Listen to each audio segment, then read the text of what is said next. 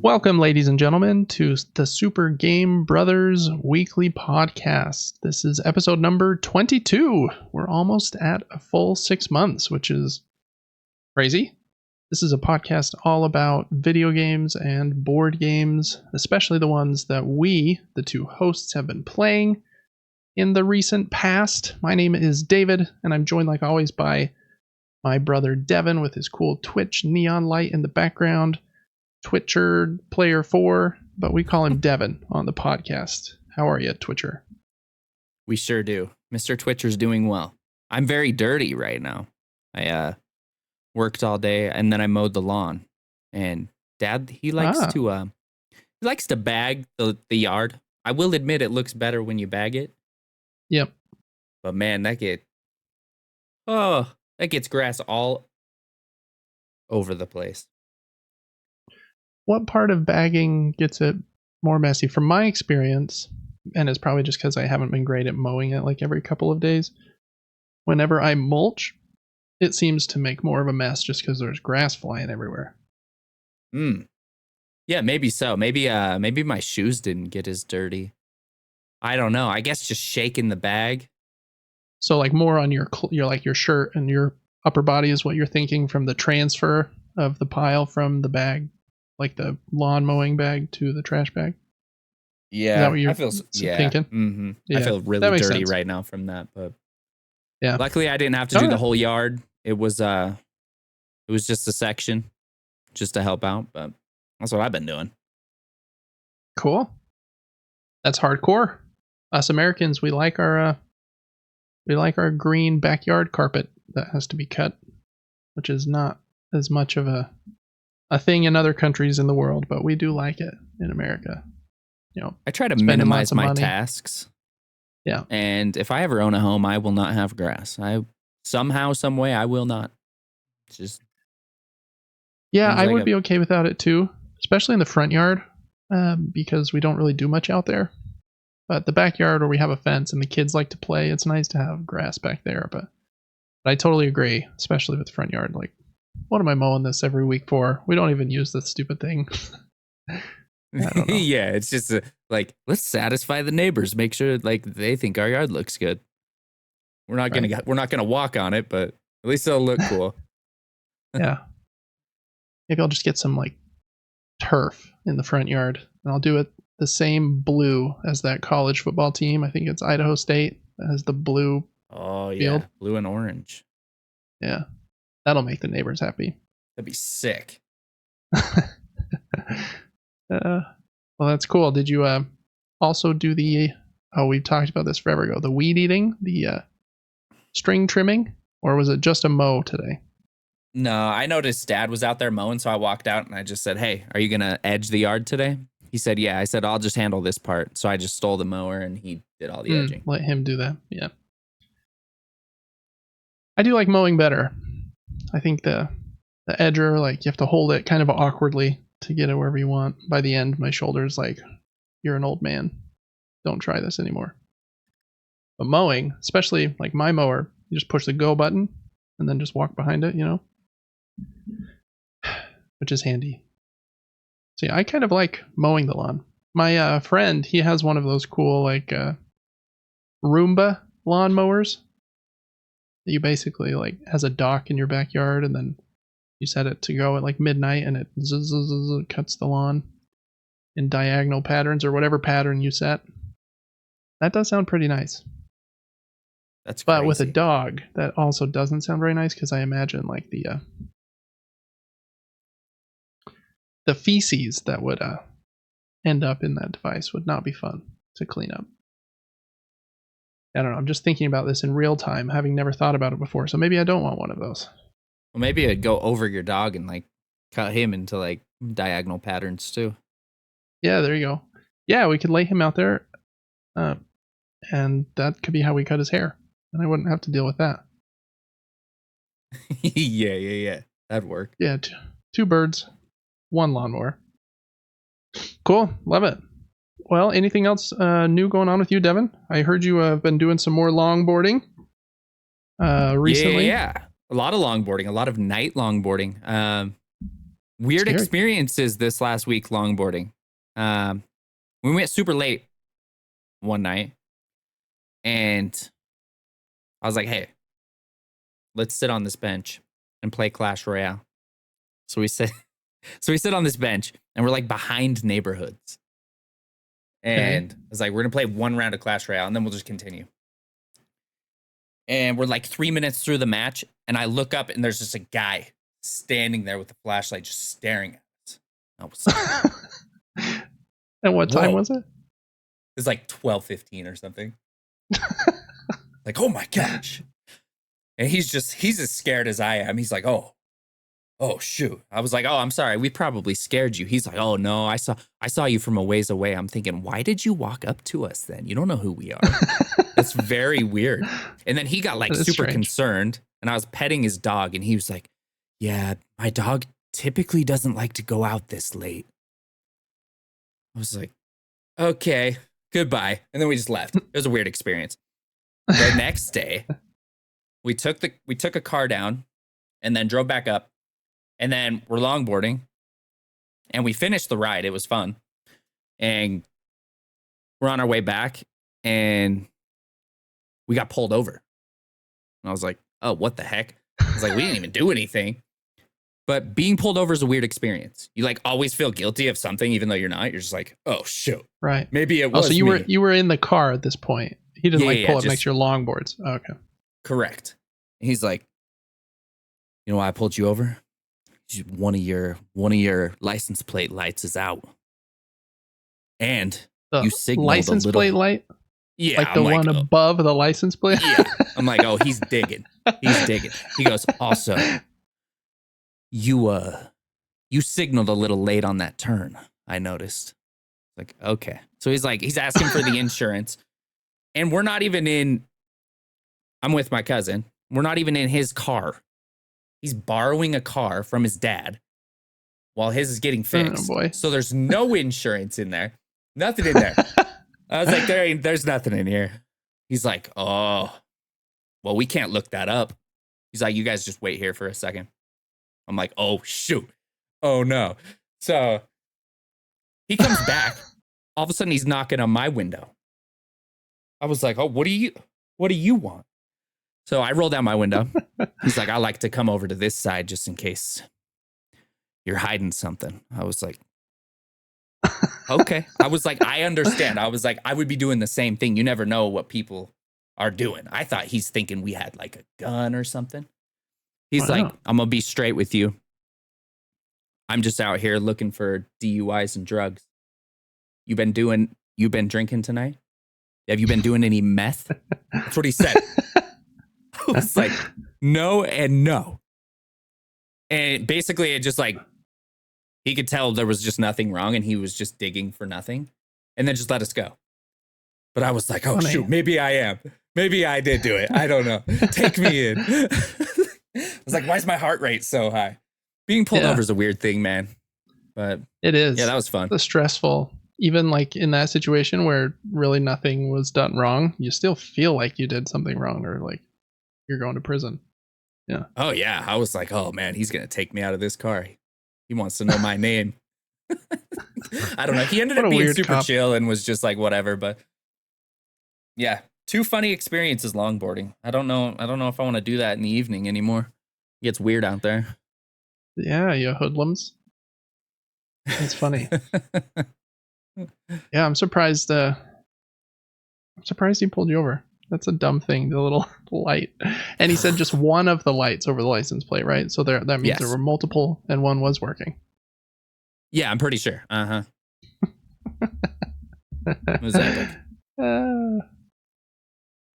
Yeah, really respect police officers. I think they're great. It's not a job that I could do or want to do. But yeah, that's that circumstance of just anytime you have to interact with them, it's like the most stressful thing ever. I don't know why. Probably shouldn't be, because I feel like they can like sense your nervousness. And the funny thing is our maybe he wasn't, but our cousin is usually packing heat.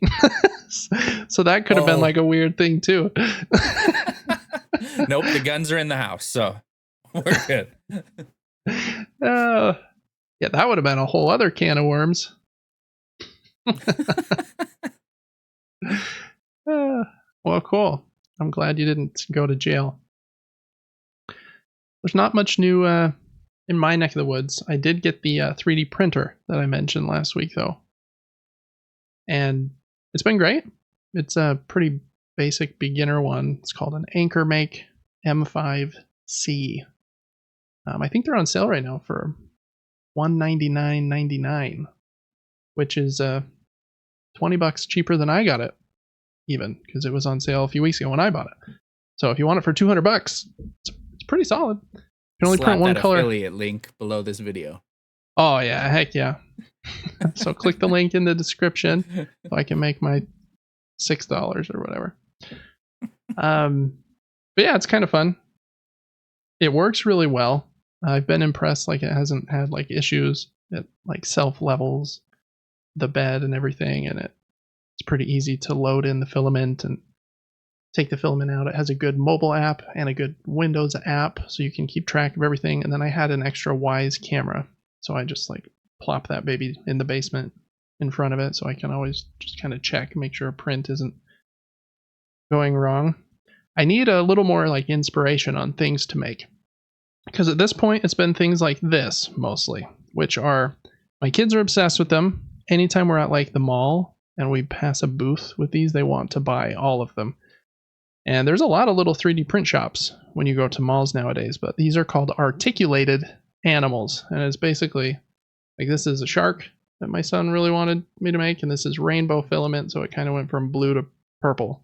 And then it's like, wow, you know, the pieces are joined together with these like little links.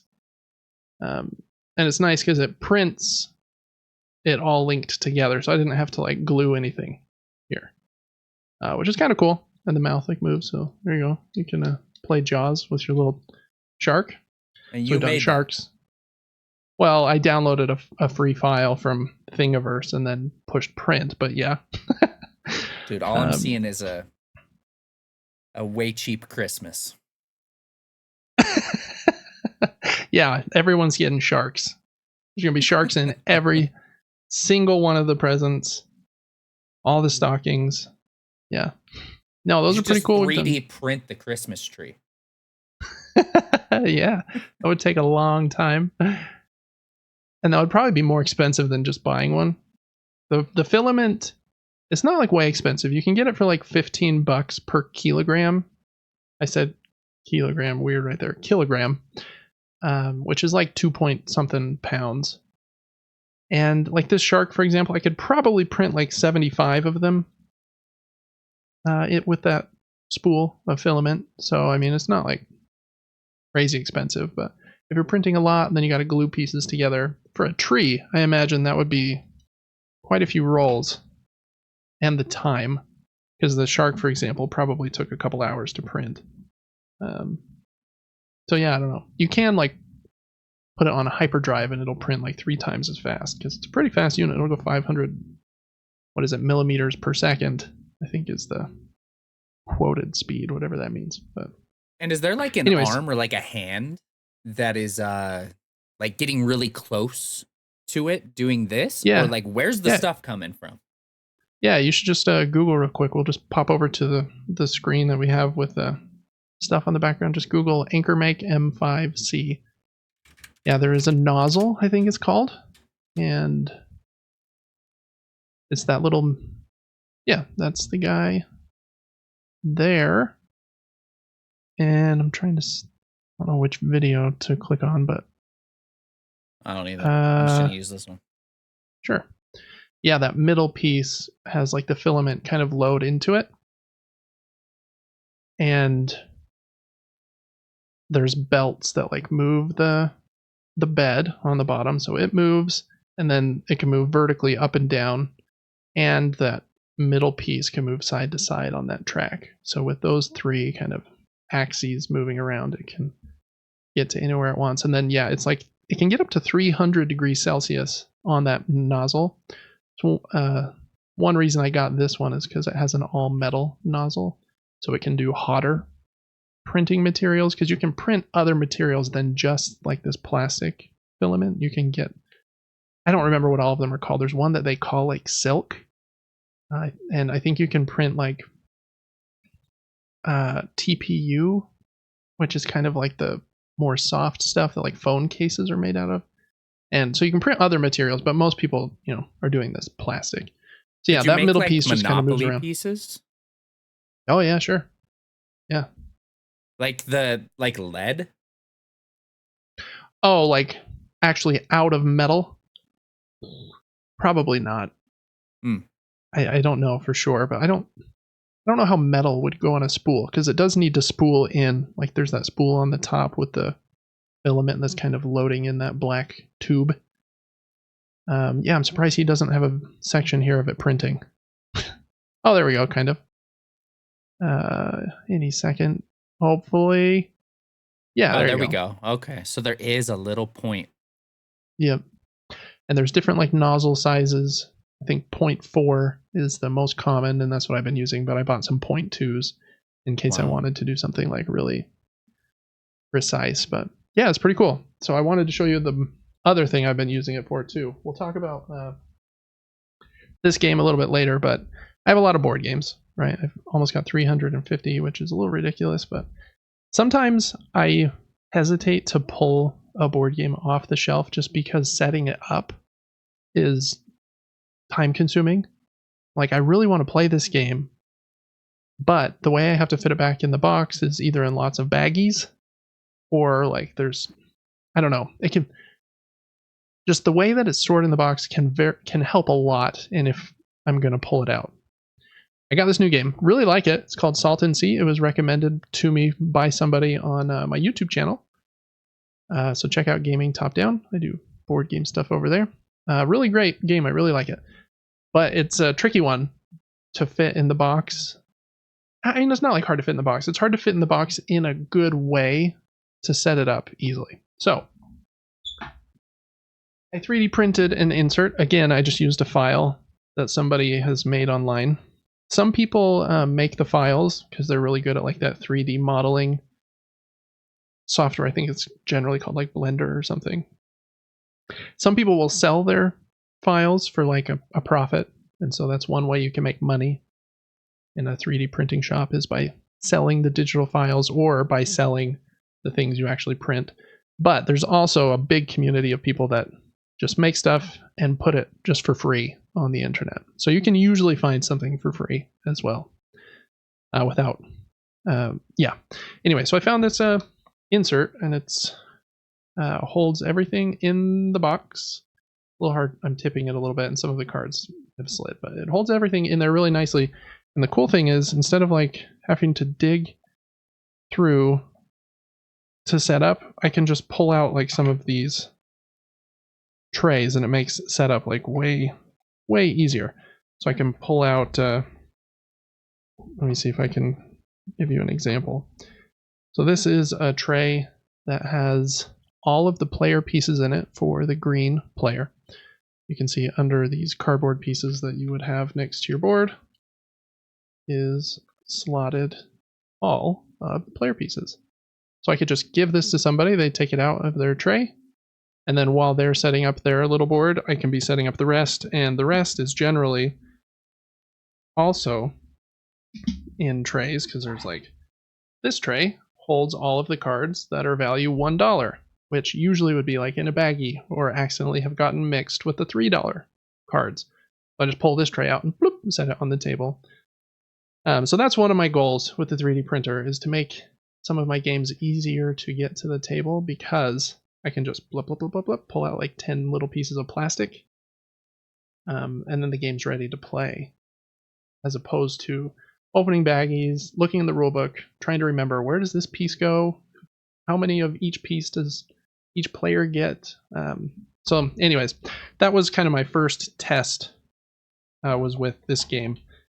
And I think it works pretty well. It will also hold sleeved cards, which I really appreciate, because a lot of games don't make it easy for you to store sleeved cards either. So there's a whole wide world about printing board game inserts, and a lot of companies that make board game inserts that charge a ton for them.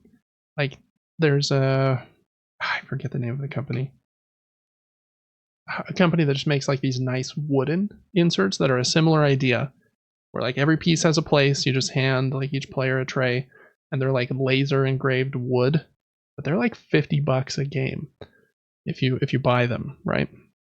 And I probably spent like $3 or $4 in plastic filament to print. There's like 12 pieces, but you know, that's not too bad. And I got the STL file to print it for free, and it should make it easier for me to play this game, which is what I'm excited about.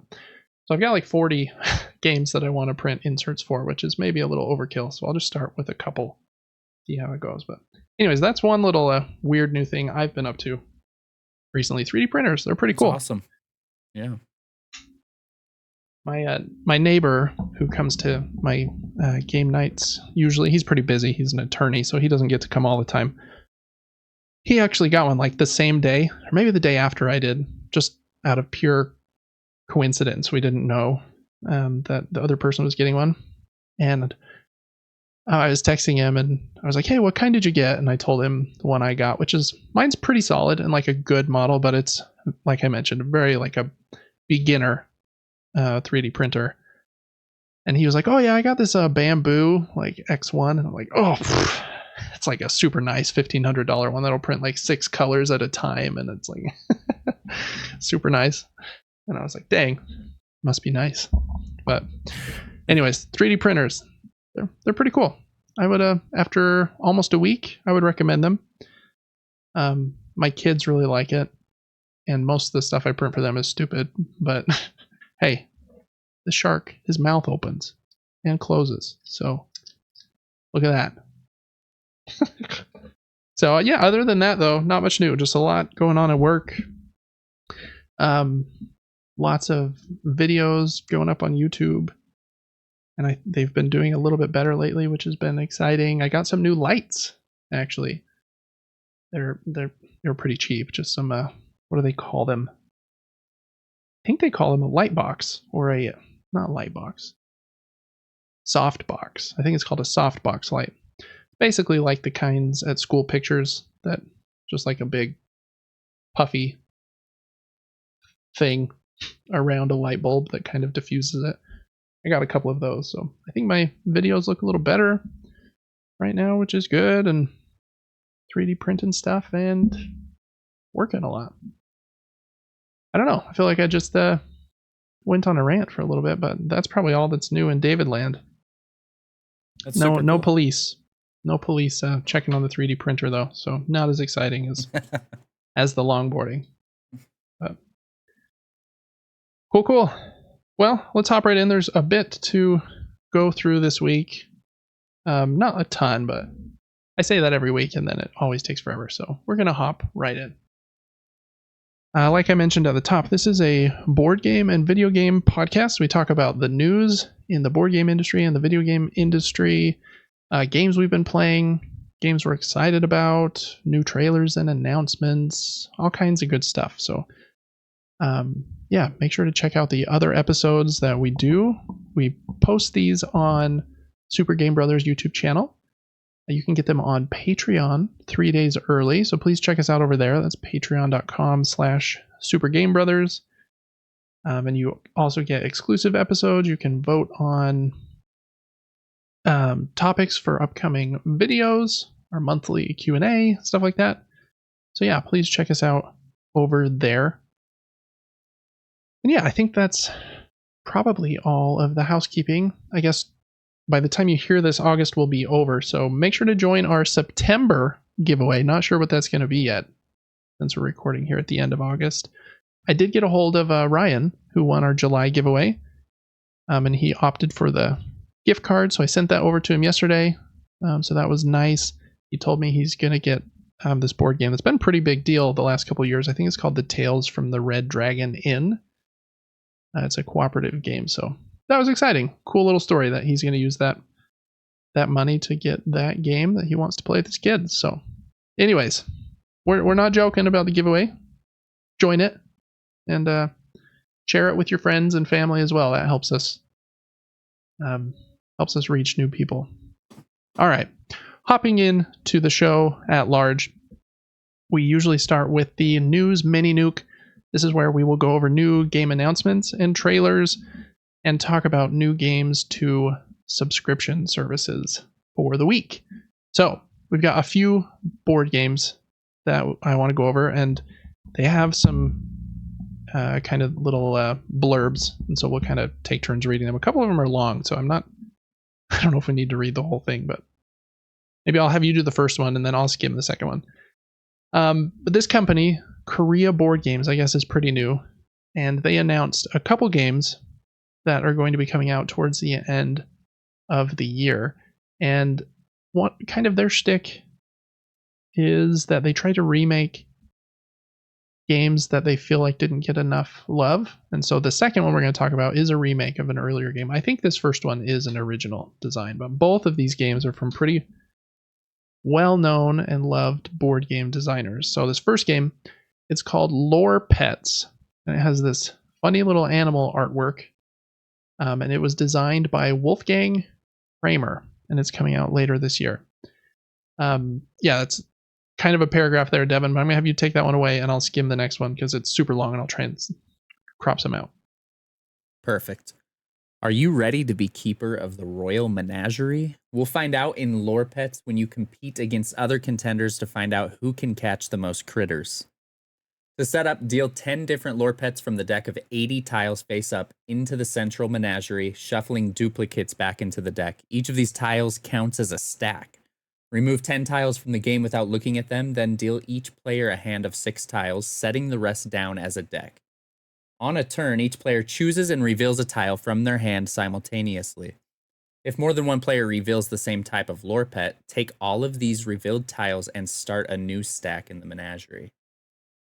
If you are the only player to reveal a type of Lore Pet, take a stack of this type from either the menagerie or another player, add your tile to that stack, then place it in front of you. Refill players' hands to 6 tiles. Keep playing until no one has tiles in hand. All players compile their stacks into a single pile. Whoever has the tallest pile wins. Interesting. That's a very simple kind of idea there, but and it seems like it'll be pretty light and fast, but might be kind of fun where it's kind of like rock, paper, scissors-ish. You're trying to fake people out by, okay, this round I'm going to play this card, and I hope I'm the only one, or a tile, I guess, the only one that played a tile with that animal on it so that I can win the entire stack. So, interesting idea. The next one that they are releasing later this year is called Label Legends, and this one is a remake of a game called Clunker that was designed by Uwe Rosenberg, very, very famous German, I believe, board game designer. He did Agricola and A Feast for Odin, which is right here on my shelf behind me. Patchwork is one of his most famous games as well. Lots of good games. This one is kind of a long one. I'm just going to read it, so deal with it.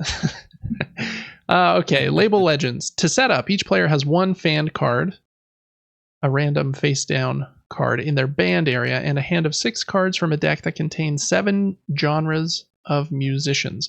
On a turn, each player, in clockwise order from the round starting player, places 0 to 6 musician cards from their hand into their waiting room. Next, in clockwise order, players can place 1 card face up in their band area or pass. When a player passes, they take the lowest numbered hype token, and players continue placing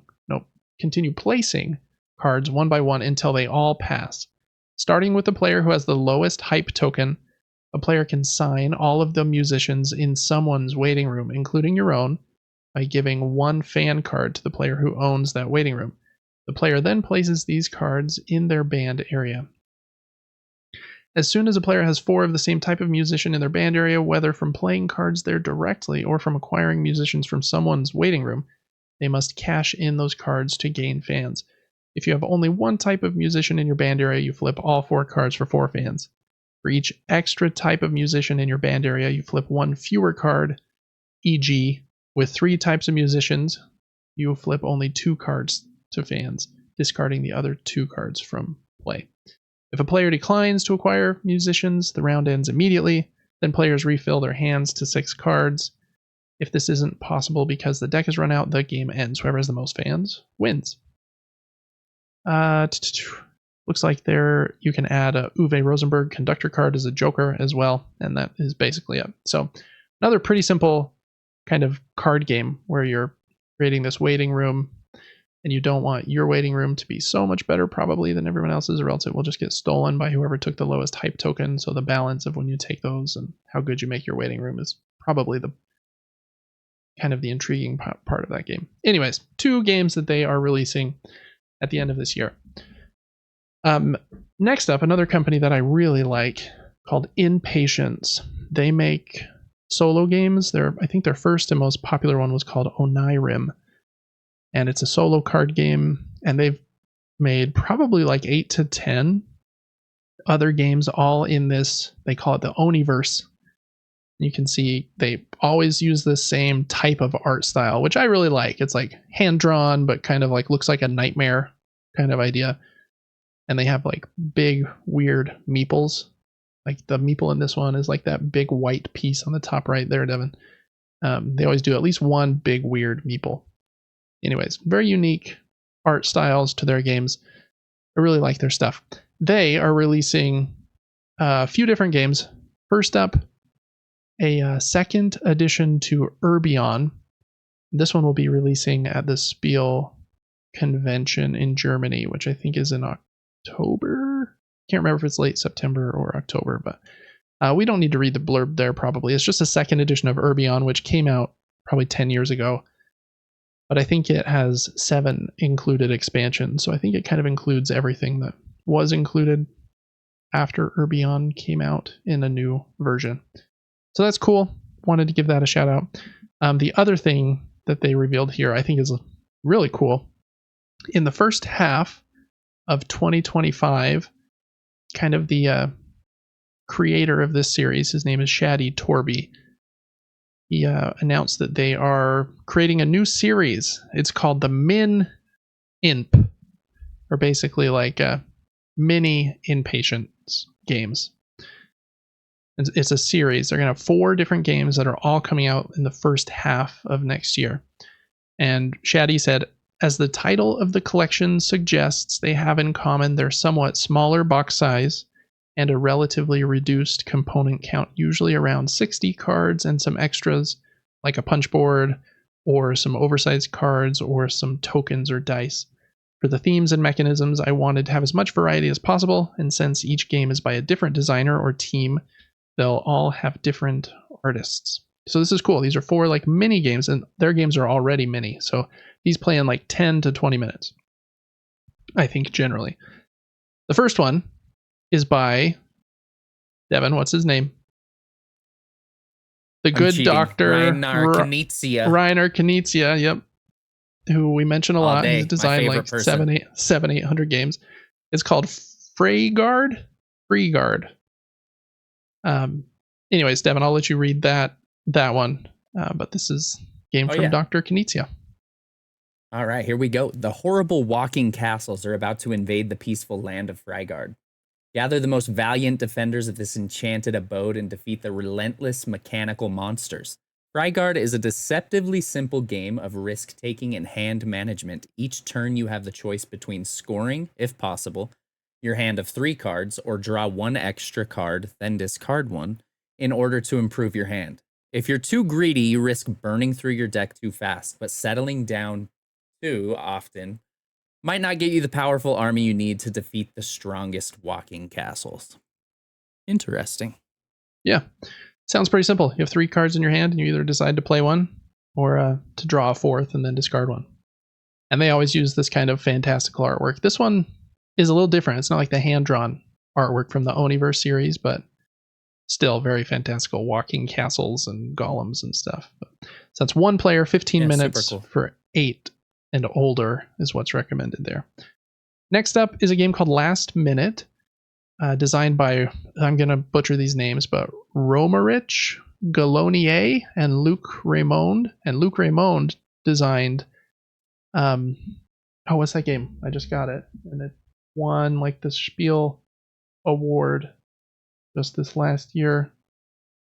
It's the 2-player airplane one. Go! Sky Team. That was it. And it basically is one of the most hottest airplane games in the world. A cool cooperative 2-player game where you can't talk to each other. Anyways, pretty popular designer right now. This one, Last Minute. You're an elite bomb squad and have just 1 minute to defuse a series of dangerous devices before anything goes, Last Minute is a solo co-op game that plays in real time. You'll have to play the right defuse cards on the appropriate bomb cards, respecting a double timer condition. A cool head, fine planning, and if you face the challenge with friends, good coordination will be necessary to avoid an explosive defeat. That's 1 to 4 players, 10 minutes. Again, ages 8+. So, yeah, that is that one. Next up is the Mayor of Chicago. This one was designed by Xavier Georges.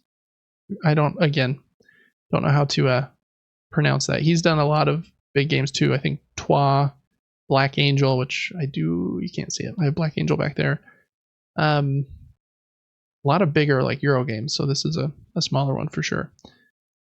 Cool artwork, like anthropomorphic animals.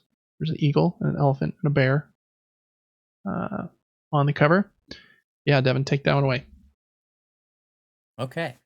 It's election year in Chicago, and as an aspiring politician, this might be your golden opportunity to rise to the coveted position of mayor. Will you gather enough money, popularity, and power to prevail? Mayor of Chicago is a solitaire game of tight management and tough choices. Each turn you draw a city card and decide whether you want to use it to expand your knowledge of the Windy City or hire the assistant depicted on the back of the card to benefit from their special power or scoring abilities. Only by managing shrewdly your resources and the powers of the assistant will you be able to gather enough votes to be elected. Cool. Ooh. So kind of similar. You can either play the card down or decide to use the ability on the back. This one is a solo game, like it mentioned. This one says 30 minutes, so it's a little bit longer than the other ones, and for ages 12+. Okay, and last up is, I don't know if it's Ravel or Ravel, but I'm going to call it Ravel. It looks like it stands for Rare Artifact Vertiginous Enigmatic Logical. So there you go. But that one, can you pierce the secrets of the Ravel? And I already said this. Rare Artifact Vertiginously Enigmatic and Logical. Ravel is an endlessly resettable puzzle where you'll have to manipulate 8 dice placed in the center of a grid in order to solve the cog cards placed around it. Each solved cog card will grant you a unique opportunity to further unlock the remaining cards, but only the clever use of your limited resources will allow you to pierce the secrets of this strange contraption. So with the dice and probably the cards being a variable setup, it looks like they think that it can be different each time you play based on that. Solo game, 10 minutes, 10+. Looks like it has 32 cards, 1 grid, 12 tokens, 8 dice, and the rulebook in the box. They also did have an image with all 4 of these games, like sitting like they would be on a bookshelf next to each other, and they're all the same size, look nice. They're kind of like a complete collection. So anyways, I thought that was a cool idea for a new series from them. All right, next up, probably the other big board game announcement of the last week was Res Arcana Duo from Sandcastle Games. It's coming out in November of this year. This can be a standalone version of the game that can be played with 2 players, or it can be combined with the original Res Arcana or Res Arcana's other expansions. I haven't played Res Arcana, but I've almost bought it many times. And I think it's like a card game race to like 10 points or something like that, but it's supposed to be excellent. It's very high on Board Game Geek's best games of all time. It's supposed to be excellent. The notes that they have here say the gameplay is the same as in the original game. Life, death, Elin, calm, and gold are the essences that fuel the art of magic. Choose your mage, gather essences, craft unique artifacts, and use them to summon dragons, conquer places of power, and achieve victory. Yeah. I think, it does have one more note here. Res Arcana Duo features a new drafting method designed just for 2 players. So it's a little bit different in that way, but the rules about how you get points and how the cards work, I think, are very similar. So, anyways, I might check that out. I've wanted to play this game for a while, just haven't gotten to it. So, Res Arcana Duo was pretty hot on the hotness this last week. And I think those were all of the board game announcements that I wanted to bring up here. So now we're moving into some video game trailers and announcements. And a lot of these come from Nintendo. Had like a really small showcase this week. I didn't have us put the entire thing in, so we've got some of the highlights from that here. First up is this game called Morsels. It comes out in February. It's a roguelite with this really funky, awesome, in my opinion, artwork. It's being published by Annapurna, and I generally love their stuff. They do very unique games, and I think do they have so something to do with the horror genre? I think they do quite a few horror games as well. They kind of do quite a variety. Annapurna horror games. I want to see what pops up here. They did. I don't see any like. They're actually a movie house as well. So that was a great question. I think they do movies and games, which is even more impressive. Annapurna horror movies. Let's see what those are. Maybe they don't do horror movies. I thought they did. I always see specific names in when I'm watching horror films. Yeah, it's like A24 BG or does a lot of or Blumhouse or A24. Yeah, A24 does a lot of those. Shudder. I mean, I love them all. Annapurna does a lot of like kind of like thriller, like halfway horror movies. I would say like Her, Lawless, American Hustle, Zero Dark 30, The Master, Bombshell, Phantom Thread, Foxcatcher. Those are Killing Them Softly or something that I'm seeing here. Anyway, so yeah, they do movies as well. I'll read this one. The little blurb they had here is Morsels is a fast-paced creature collecting roguelite with a rotating roster of characters to switch between at will. Overcome a clique of killer cats as you fight your way out of the sewers in this unique action-packed journey. Coming February 2025 to Switch, PS5, and Steam, which I guess is PC, but I read it wrong. I don't know. I think it looks very funny. I love the weird pixel art. So that one's definitely I do too, a David but I game. did notice one section looked clearer. Yeah, right here. I feel like they kind of change art styles a couple times. Interesting. Okay.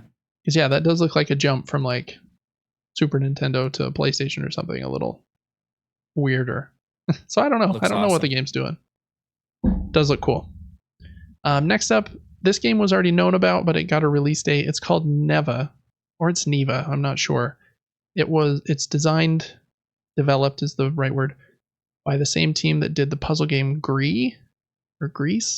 Not sure how that's pronounced either. Which is supposed to be an excellent game. It's being published by Devolver Digital, who also does amazing video games. Game looks really cool. The release date is October 15th.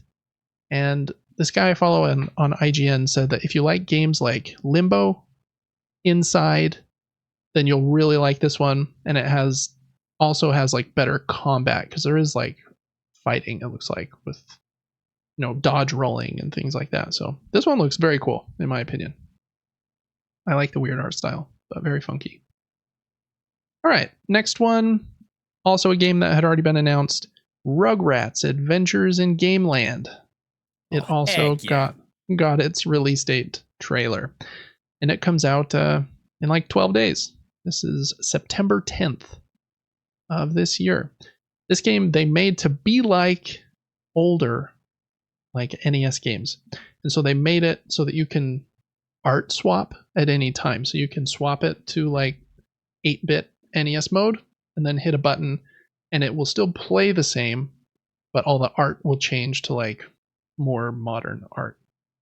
It's like the Halo remakes. Yeah, kind of like that. Cool idea. I love that it exists. I hope it's fun. It looks a little stiff. I feel like it looks a little better in the movement, at least in this 8-bit mode.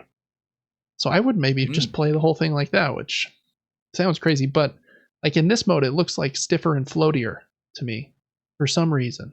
I can't determine why. But I loved the Rugrats growing up. Oh, it's the greatest. It really is. Yeah, it's a good one. So anyways, it's coming to PlayStation, Switch, Xbox, and PC. Like I said, September 10th. Another thing from the Nintendo Showcase, Sea of Stars, which is a really cool game that was free on PlayStation Plus on day one when it came out, so you might already own it. It's getting a free expansion in the spring of 2025. This expansion is called Throes of the Watchmaker. And it has a new area, new enemies, new bosses. This is a turn-based RPG, but it does have active elements in the turn-based fights. So like if you press what would you call this art style? I like this better. It's a little clearer. Yeah, I would call this like, I mean, it's also pixel art, but it's like Super Nintendo 16-bit pixel art, where like 8-bit is like from the NES. So yeah, it is. This is more like Chrono Trigger and right looking. Yeah, the pixel art in this game is amazing. Really awesome artwork. Super Sea of Stars is really great. I've played a few hours of it, and it's awesome. Again, I'm very picky with turn-based games. We've talked about this a ton, but this one's fun because it has that active element of, okay, I'm trying to push this button at the right time. It has a cool story. You're like this two friends that somehow have magical abilities, and you're like from this town, and I don't remember every detail, but the characters are Zale and Valir. And Zale becomes a juggler, and Valir becomes an acrobat in this DLC. So it's free DLC if you own the game, which is a really cool thing. And it also adds a third playable character named Artie. So anyways, Sea of Stars, really fun. If you haven't tried that one, look out for that new DLC pack in the spring. Okay, another game that had been announced, but it did get like a 7 or 8 minute like gameplay look. This game is called Claire Obscure Expedition 33. Weird name. It's being made by a French team, I believe. It's also a turn-based RPG, but it also has active elements here. Yeah, same mechanic. And like the camera angles like change like crazy. And again, if it's going to be turn-based, I want it to have some, at least some pizzazz in there to make it like a little more exciting. And I don't know. I think it comes out next year. The artwork and graphics look like they could be really good, but they're a little weird. So I don't know. I'm still unsure on this game. The turn-based thing, at least from the combat shown in this section, which is meant to be, let's show them the best stuff we have, looks like it could be exciting enough maybe for me to try it out. Weird enemies. Like, what the heck is that thing? It's like a big ogre with 4 eyes and a vertical line, and just did a backwards jump like 300 meters. I don't know what's going on, but I don't know. The combat looked kind of cool, so I wanted to give that gameplay trailer a shout out. And yeah, like I mentioned, next year. Okay, next up, love this one. One of my favorite games growing up. I think we also had the sequel, but it's getting a remaster from, I think, the same team that designed it kind of like went away, and they've come back, Argonaut Games, and they are remastering Croc, Legend of the Gobos, which I can just hear the soundtrack and Croc's weird noises in my head as I watch this. And it's not much more than a remaster where they made it look crisper, the graphics are updated a bit, and so this is kind of like how you would remember it. Even though if you went back to PlayStation 1, it would look way worse than this. But looking at it now, this is probably how you would remember it. And yeah, seeing those like that boxing enemy, like so weird. This one is supposed to come out later this year, is what they said. They didn't give a date or anything, but I'm like 2 down for that. Croc, Legend of the Gobos. So I hope they do the second one too, if that does well. Because I don't know if we ever finished the second one. I can't remember it as well. Anyways, I thought that was really cool. Another thing from the Nintendo Showcase, Konami's been really good at these collections of Castlevania games. One of the ones they did recently had the Game Boy Advance Castlevania games, which I really like. I had Circle of the Moon on my purple Game Boy Advance when I was a 10, 11-year-old. This collection is called the Dominus Collection, and it's from 3 Castlevania games that were on the DS, which I never had a DS. So they don't have like this nostalgia factor to me, but they look like the Game Boy Advance ones, just a little weirder because they have like the screen on the side that would have been the second screen from the DS. And in the trailer, it shows you can like orient them however you want. You can put that second screen on like above or below or to the right or left. And so some of the games look a little weird because they were catering to that second screen. But I've heard that the first one, Dawn of Sorrow, is supposed to be excellent. And a lot of these 2D Castlevania games from this period were really good. So I don't know, it might be really great. It was a shadow drop, so it's out now.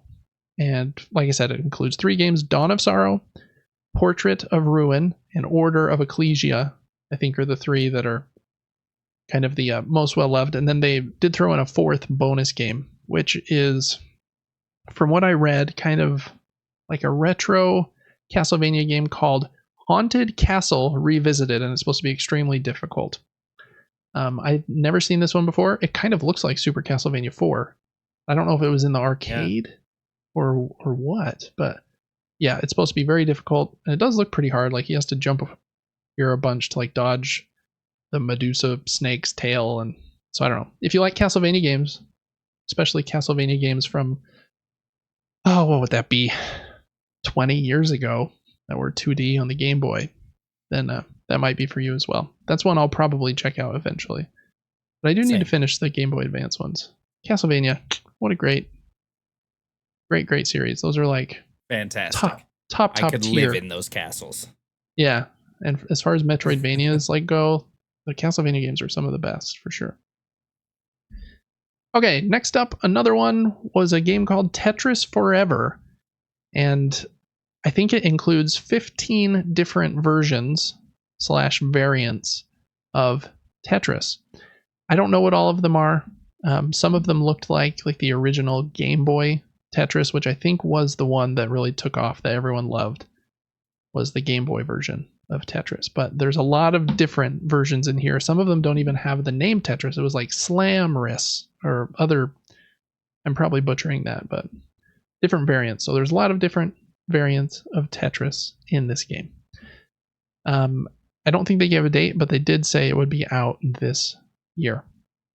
So if you love Tetris, I feel like there was one that came out a few years ago called Tetris Effect. That's supposed to be excellent. It's like a more modern version with like really psychedelic artwork and music that like goes on while you play it. They also have it in VR, so you can get like really immersed. And that one is supposed to be super excellent. So I wonder if this one that's based on like older Tetris games will also be excellent. Who knows? Okay. And then last up, a little quick thing. It seems like Sony may have accidentally leaked the release date for what I think looks like a really cool game, Lego Horizon Adventures. This image was on the PlayStation website. I think it's been taken down since, but it says, join Aloy and friends here. No, it doesn't say here. I was meant here because it's on the website. Join Aloy and friends in a lush wilderness on a quest to save the world, available November 14th on PS5, PC, and Nintendo Switch, which is really cool. Again, that it's launching on Switch. So probably look out for that on the 14th. It seems like since it was on PlayStation's website, that's probably pretty accurate. And will probably be announced whenever Sony has their next showcase, where they will likely reveal the PlayStation 5 Pro, show some new games, and probably this release date. All right, that was all of the quick news items for the week. So, new games to subscription services. Just today, Sony announced the PlayStation Plus Essential games that will be free starting on this coming Tuesday, which I think is September 3rd? Maybe it's the 2nd or 3rd. Doesn't matter. Tuesday. And the 3 games are, one of them we already knew, but this is Quidditch Champions, which is a cool addition because it's launch day for that game. So that doesn't usually happen with games here at the Essential tier. They sometimes throw like day one games on the Extra tier, which is a slightly more expensive tier. But cool that that's on the Essentials tier. That one's for PlayStation 4 and PlayStation 5. And since it is brand new, I did include the blurb here. I've been talking for a minute. Devin, would you mind reading this blurb? And then we'll go to the next two. Cool. Immerse yourself in the enchanting world of Quidditch by playing solo or sharing the magic with friends and family. Live your Quidditch fantasy. Take to the sky as one of the classic positions: chaser, seeker, keeper, or beater. Each with their own unique playstyle. Soar into legendary Quidditch arenas and new maps that showcase never-before-seen areas of the wizarding world. Take on career mode to progress from backyard battles in the Weasley Burrow to high-stakes showdowns at the Quidditch World Cup. Rise to become a champion either solo or in online co-op with teams of up to 3 friends, and launch into exhibition matches where you'll set your teams, map and difficulty, and play alone or on teams of up to 3 in online co-op. Or select player versus player to test your skills in competitive online matches against other Quidditch teams. Sounds pretty cool. Like from the blurb, it has a very weird art style where they went for like what if Pixar made this game kind of? It's like very, I don't even know the right word. Colorful and not going for like hyper realism. It's like more going for like a playful art style. I didn't read about this, but maybe I should have. I wonder if they have what do they call it? Like what is that called? What's MMR stand for in a Rocket League? Like your multiplayer no idea. ranking, right? And there's a term for multiplayer modes where it tries to match you with someone skill-based. That's the word. Skill-based multiplayer. I wonder if this is going to have that. Like, are you going to be a diamond level 3 Quidditch player and then can rank up to like a, I don't know, champ 3 in Harry Potter Quidditch Champions? That might be kind of fun. I don't know. I saw a few comments from people online saying that just kind of the gameplay loop was giving them Rocket League vibes, and when you say that, I don't know. Those were just people on Reddit. That might not be true, but so I'll probably download this and try it out. Hopefully it's fun. Like I said, a cool addition since it's launch day. I can't decide if that means that Sony is like bullish on the game and they think it's going to be really good, and so they wanted it in the service, or if it means it's kind of a dud and Warner Brothers wanted some extra money, and so Sony said, yeah, we'll have it on our service. So I'm not sure. It could go either way, probably, but I hope it's excellent. That would be cool. I mean, Harry Potter's got a big pull. We saw that with Hogwarts Legacy. I think it was the best-selling game. Was that last year or the year before? I don't remember. Probably last year. So this is probably going to get played a ton. Hopefully it's really solid. We'll see. Make sure to add that one to your library. All 3 of these games, add them to your library on Tuesday. That way you can play them forever as long as you have PlayStation Plus. These, again, at the Essential tier, do not get rotated out. So you will have them in your library forever. Okay, next is MLB The Show 24, which is, I think, a big get. I think this is the newest version. I believe. I don't think 25 has come out, right? I forget with like the sports games, they usually use like the next year, but I think 25 will come out in March. Anyways, regardless, it's a very high quality baseball game made by Sony's own team, whose name is spacing me at the moment, but they've been making MLB The Show for I think decades at this point, and it's really the only baseball game of consequence if you want realistic baseball.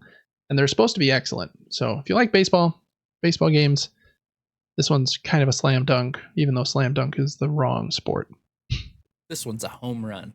This one's a home run, and it's on PlayStation 4 and PlayStation 5.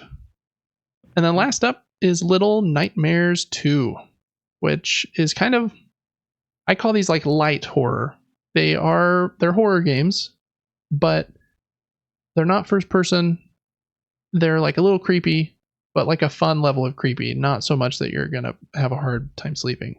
And I think they're excellent. Again, if you like games like Limbo and Inside that are 2D kind of horror games, then you'll really love this. I thought it was really great. It does have a little more like 3D because you can go like into the background and into the foreground a little bit, but it is mostly like left to right.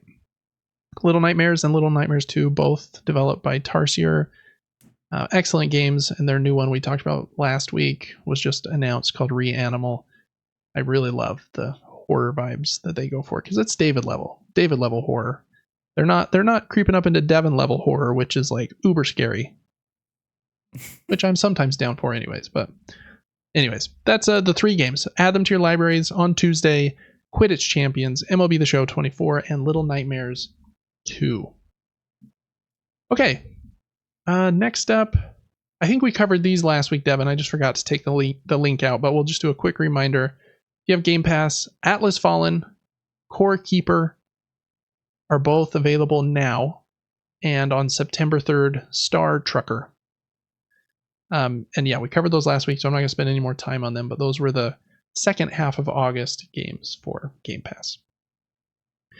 All right, Epic Game Store has 2 games this week. First one is the Fallout Classic Collection, which contains Fallout 1, Fallout 2, and Fallout Tactics Brotherhood of Steel, which are very different games than Fallout 3 and 4. They're not first person.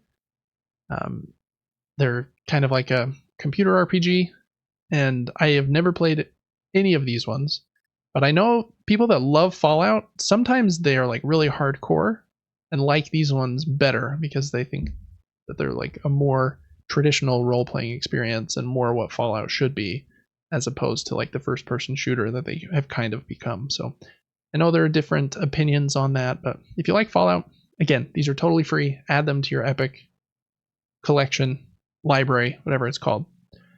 Next up is a football game called Wild Card Football that I had never heard of in my life. It's kind of like arcade football.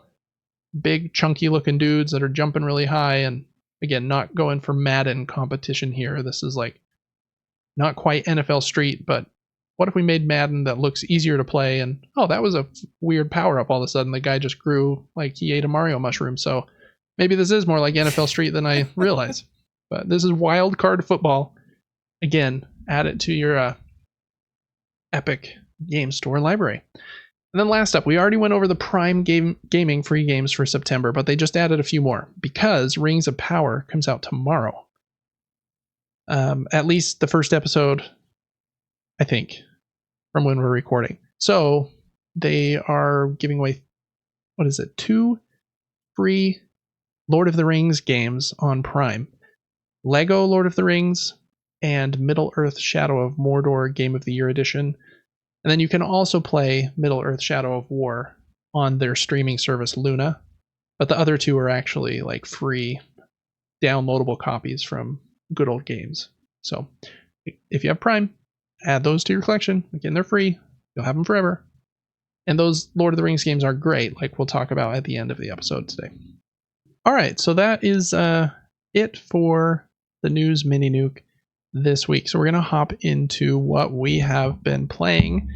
And both of us are playing the biggest game in the world right now. I haven't played as much, so maybe I'll start and then you can fill in kind of my gaps. But we're both playing Black Myth Wukong, which, yeah, is really awesome. I've been surprised at how much I liked it. I've only played like the first 90 minutes. I have the video up on our YouTube channel if you want to watch it. It's not as entertaining as Devin's live streams of it, which you can also watch on our YouTube channel. But I wanted to play it anyway, so I thought, I'll just hit record and we'll see what happens. Yeah, very fun game. I think I've beat the first 2 like kind of main bosses and a couple side bosses. And yeah, I really, really like it. I think the tutorial section just kind of like set up like a crazy story. It was kind of a really cool scene with you floating on the cloud over to the big fight in the clouds. I was a little nervous that a voice actor for the Sun Wukong character, the first monkey, was a little much. I don't know if you remember the very beginning of the game, but he had like that really high pitched voice, and I am now entertained. And I was like, oh man, am I gonna have to listen to this guy talk the whole time? But then there's like a time jump, and you actually end up playing the game as a different monkey who I think is silent. I don't think he says anything. At least he hasn't to the part I'm at yet. So that crisis was averted. But other than that tiny little crisis, yeah, the game's awesome. I think the character like design is awesome. It's very like, it's probably very Chinese, which is kind of refreshing to me. It's not just like American Western fantasy. Not like, oh, here's another ogre. It's really cool and unique things. So what you're looking at visually, I think is really fun. I'm playing on performance mode, which is the only correct way to play. And it is like slightly less pretty on performance mode. There's a little bit of like tiny bit of blurriness and jaggies like around some edges. I noticed it the most during that tutorial segment, and I feel like it did get better after that big section in the cloud with the floating dudes around. So I really haven't noticed, like, if you're gonna like stop and I don't know, look at it while you're standing still, I think you could notice, but the game is very fast paced. The monkey moves fast. So you're just having fun. You don't really even notice. Performance has been pretty good. I haven't noticed any dips to this point. I think you've mentioned like a few times like, oh, frames dropped there for a second, but then it seems to pick right back up. Very rare. Yeah. So no complaints there for me. And I just think it's really fun to play. There's surprisingly like a lot of customization in the skill trees. And I'm not even very far. A lot of the skill trees are still locked for me. But there's like the 3 different stances, and I did start the second stance just because I want to see like how different it is playing with the I forgot what that one's called. It's not balance, but it's the one where you can kind of balance Pillar. on the top of your staff. Yeah, pillar, that's it. So I want to see what those kind of introduce. I think you have to change stances with the D-pad mid while you're playing or something. So I haven't gotten very far into that. Yeah, it feels really good. I feel like it's giving me just enough of like the Souls-like feel or Sekiro feel. Your character is still fast. You can dodge a lot without running out of stamina generally. And I feel like the animation work in the game is probably one of its strongest points, where like the characters look really cool when you're fighting. Like when you hit them, like they move like you've hit them. And like their attacks have cool animations that telegraph just enough that an attack's coming. And so sometimes the response time has to be really fast, but I feel like I can tell like when something's coming, which is helpful. I think I only died a couple times in this segment. Surprisingly, I beat that dude with the big smashing head on like my second try, which was I think lucky. I think it's because I beat this guy first, and then I was able to use this tiger with like the flame spear, and then I was able to use his transformation on that guy, which really helped. And then I beat the next boss as well, who was like the big werewolf dude that was trying to bite you, who was jumping on the rooftops and stuff. And I think that's about where I ended. So yeah, at this point, really, really like it. I think I don't really have any negatives at this point, other than, yeah, I wish like some of the smidge of blurriness and the jaggies weren't there. I wish it ran like I could put it on quality mode and it still ran at 60 frames, but you could say that about almost every game since I'm, playing on a console and not on a PC where I can just turn it up to max. But I think the PC version has had a ton of bugs, so I'm kind of glad I'm playing it on the console, which seems to be handling the game pretty smoothly. So that's probably my thoughts here on Black Myth at this point. Again, really like it. I think it was one of the games I was most excited about for the rest of 2024, and it seems really awesome.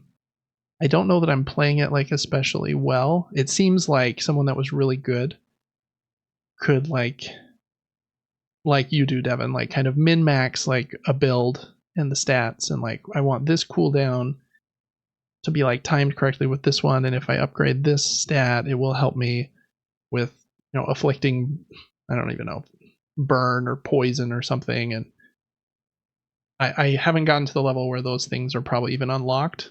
And even in games where they are unlocked, I struggle with like putting all those things together. So we'll see how far I can get, because I do know, even though it's not like a Souls game and it doesn't feel like Dark Souls or Elden Ring, really, I don't think. It feels probably most like Sekiro, but again, there's no parry. There's mainly just dodging, so it feels like its own thing. But I'm glad it's still somewhat difficult, so it still feels really like rewarding when you're able to beat a boss. So I don't know, really like it. Really like Black Myth Wukong. After 90 minutes, Devin, you've played like 35 hours, I think. So what's your opinion that much further into the game than me on Black Myth Wukong? And you can go to Yeah, your video now, which will be more exciting than mine probably. I talked a bit about this game last week Mm-hmm. on the podcast. I still love it. I still have the same opinions on it. Here's one of the coolest bosses in the game. Just a tiger Yeah, so just cool. drinking out of a puddle of blood like I'm gonna wreck your face. This is a while Super back. cool. This is a few days ago. The game is set up in a fantastic way. They allow you to respec everything that you do. If you make a mistake on your upgrades, you can kind of just reset, redecide how you want to play it. Armor sets have specific perks, so you choose your armor set based on perks, not based on defense. I think that's super cool. The game has a ton of secrets, which I think is awesome. You can do optional side quests to really boost your chances of beating a chapter boss. And that makes the game cool. It gives you the ability to complete a section that seemed impossible beforehand by doing some extra things before leaving an area. Yeah. There's so many different upgrades. I just got into stances. I think you can actually combine the stances. I think you can do pillar and smash, and you would only need to switch to pillar, but you'd still get the benefits from smash. Oh, interesting. I think pillar might be the only one you actually have to D-pad to it to change. Right. Maybe there's one other that does that as well. There's a ton of things in the game. You've got transformations, which are life-saving. You can turn They're into... really cool, too. It really is, and they all play so differently. You can basically transform into a character that you've beat, into their form, use their abilities, and in that time, health isn't too much of a stressor, because if the transformation dies, you're back to the health that you had beforehand. And so it's a good thing to hold on to that ability maybe until a boss is low health, then pop that just to know that I will beat this boss as my transformed self. You've got, what do they call them? Is it blessings? No, spirits. So other enemies will glow blue and you can get their spirits and basically use their abilities using ki or chi, however you pronounce it. And that builds as you hit enemies. And there's so many to choose from. There's headbutt ones. I'm using one that was a bat that freezes enemies. I have a big centipede one that rolls around the arena. And there's a ton of those. You've got what's called vessels, which are special items that you get in different chapters. There's not as many of them, it seems like, but you can decide what vessel you want to use. Some might be damage reduction. I currently have, I don't want to spoil anything, but I have a needle that floats near me like Guardians of the Galaxy. That guy's needle like it's just it's wandering around just attacking people as I walk for a short time. And that's super helpful. The perks and the skill trees are insane. So many. I don't even know how to explain the depth of a build in this game. It's the perks of your weapon combined with the perks of your armor, combined with what type of heal you want. Do I want a healing gourd that heals me in a greater fashion right off the bat, or one that heals a little bit and over time goes even further than your standard gourd? And then you can put perks in your heals for damage reduction, poison resist. The list goes on and on. So that's very customizable. I mean, it's just crazy. The game is so good. It does get framey in some spots, but there's beautiful things about this game.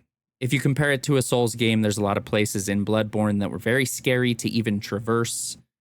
Even after beating that area, it's like, I can't go around the corner. There's a massive enemy there. He'll just clap me. But in this game, it's like, I know that I want to search this corner. I've already beat this spot. Let me just freeze that enemy and run past him. It has a very generous stamina bar for sprinting. Yeah, that's nice.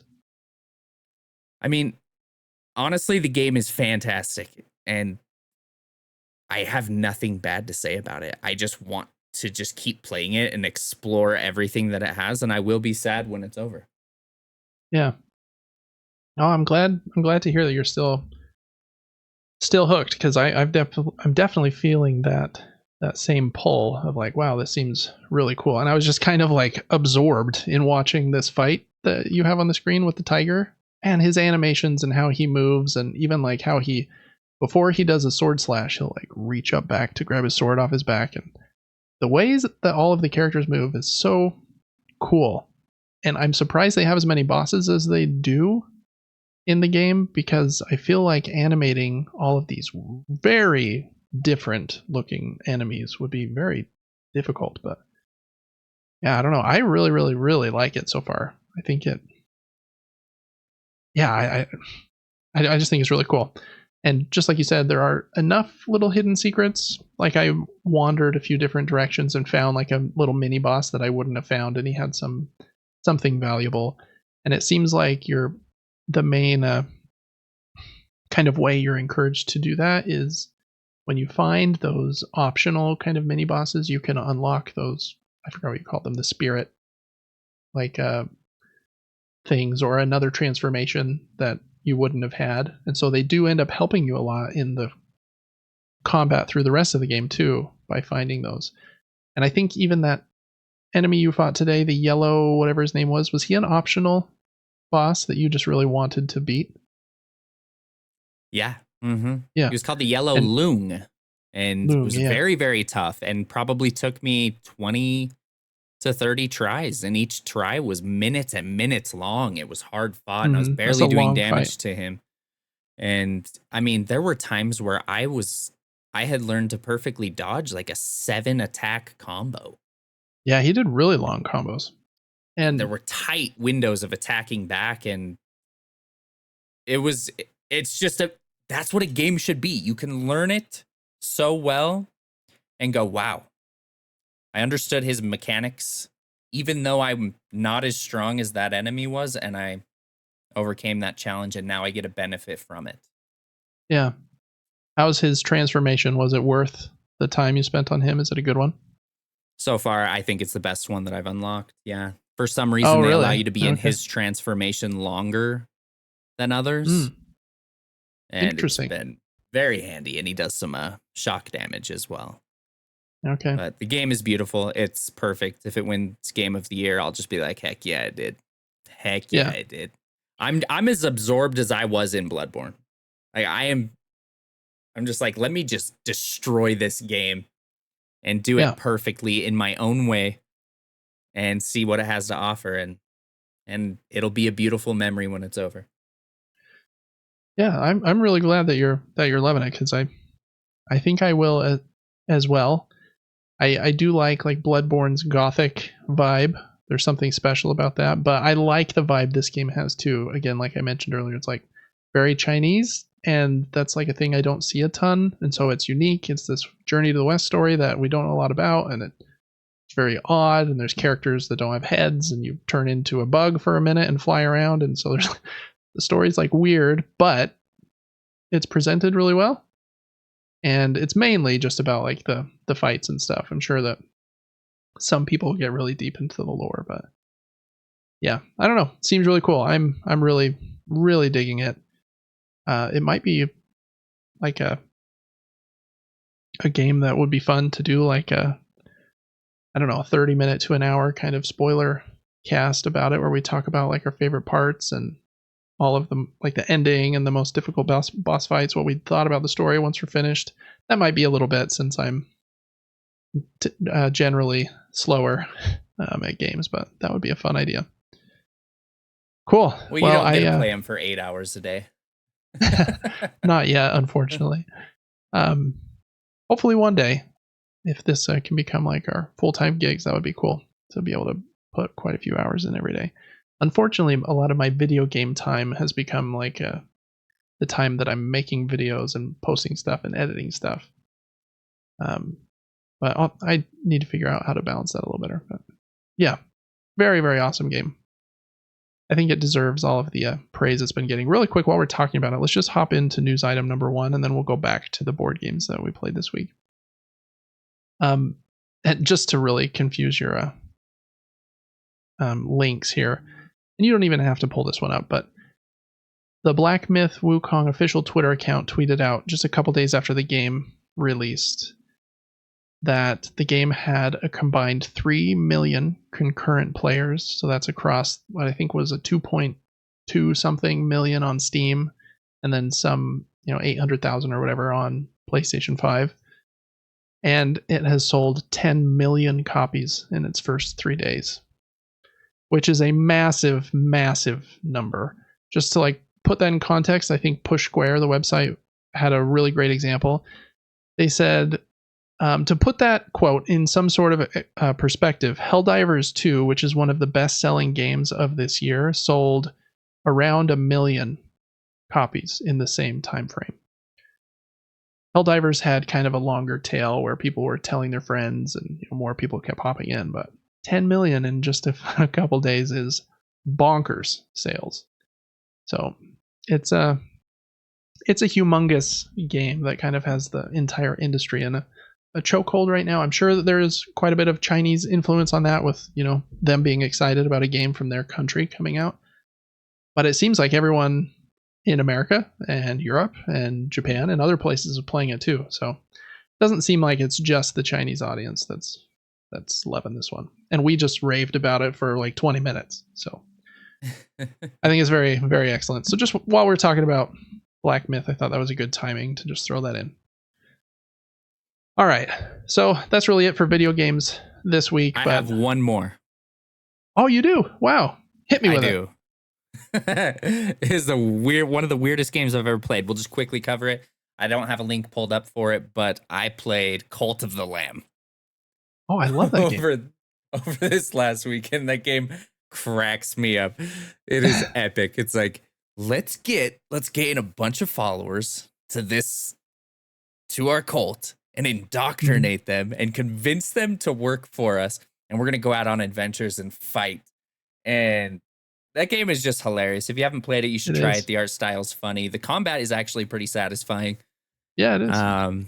And there's just a lot of accidents in that game. You're cleaning up poop. You're planting trees and building forts and trying to get your workers to work more seamlessly and not die and feed themselves and whatever.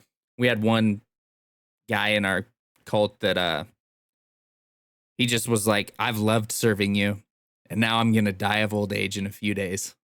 It's just like, oh, man. And we you can name all the characters and whatnot. That game's funny. The game is super, super funny. It's like Enter the Gungeon in a way. You go. It kind of is. With survival. It's you exit and enter a room in the same fashion. Funny combat. That game's funny. It's not my favorite game I've ever played, but it's enjoyable.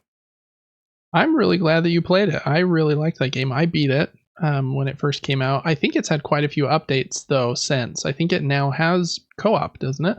Were you playing it? Yes, that's how together. We played it. Uh-huh.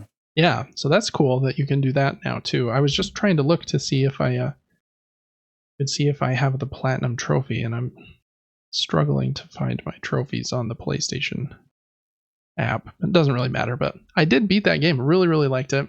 And yeah, it is fun. You get when you're out on your runs, you find people that you can save and convert them to your cult, and then you might sacrifice them the next morning. Yeah, really, really funny game. It's all presented in these cute little animals with really good music as well. I really like the music in that game. So good shout out. I love Cult of the Lamb.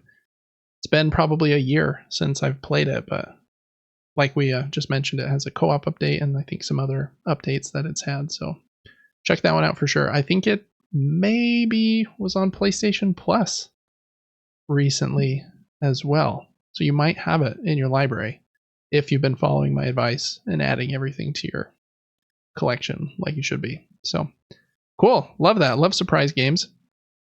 All right. For the board games that we've been playing this week, I've got a few. I showed this game at the beginning to show my 3D printed insert.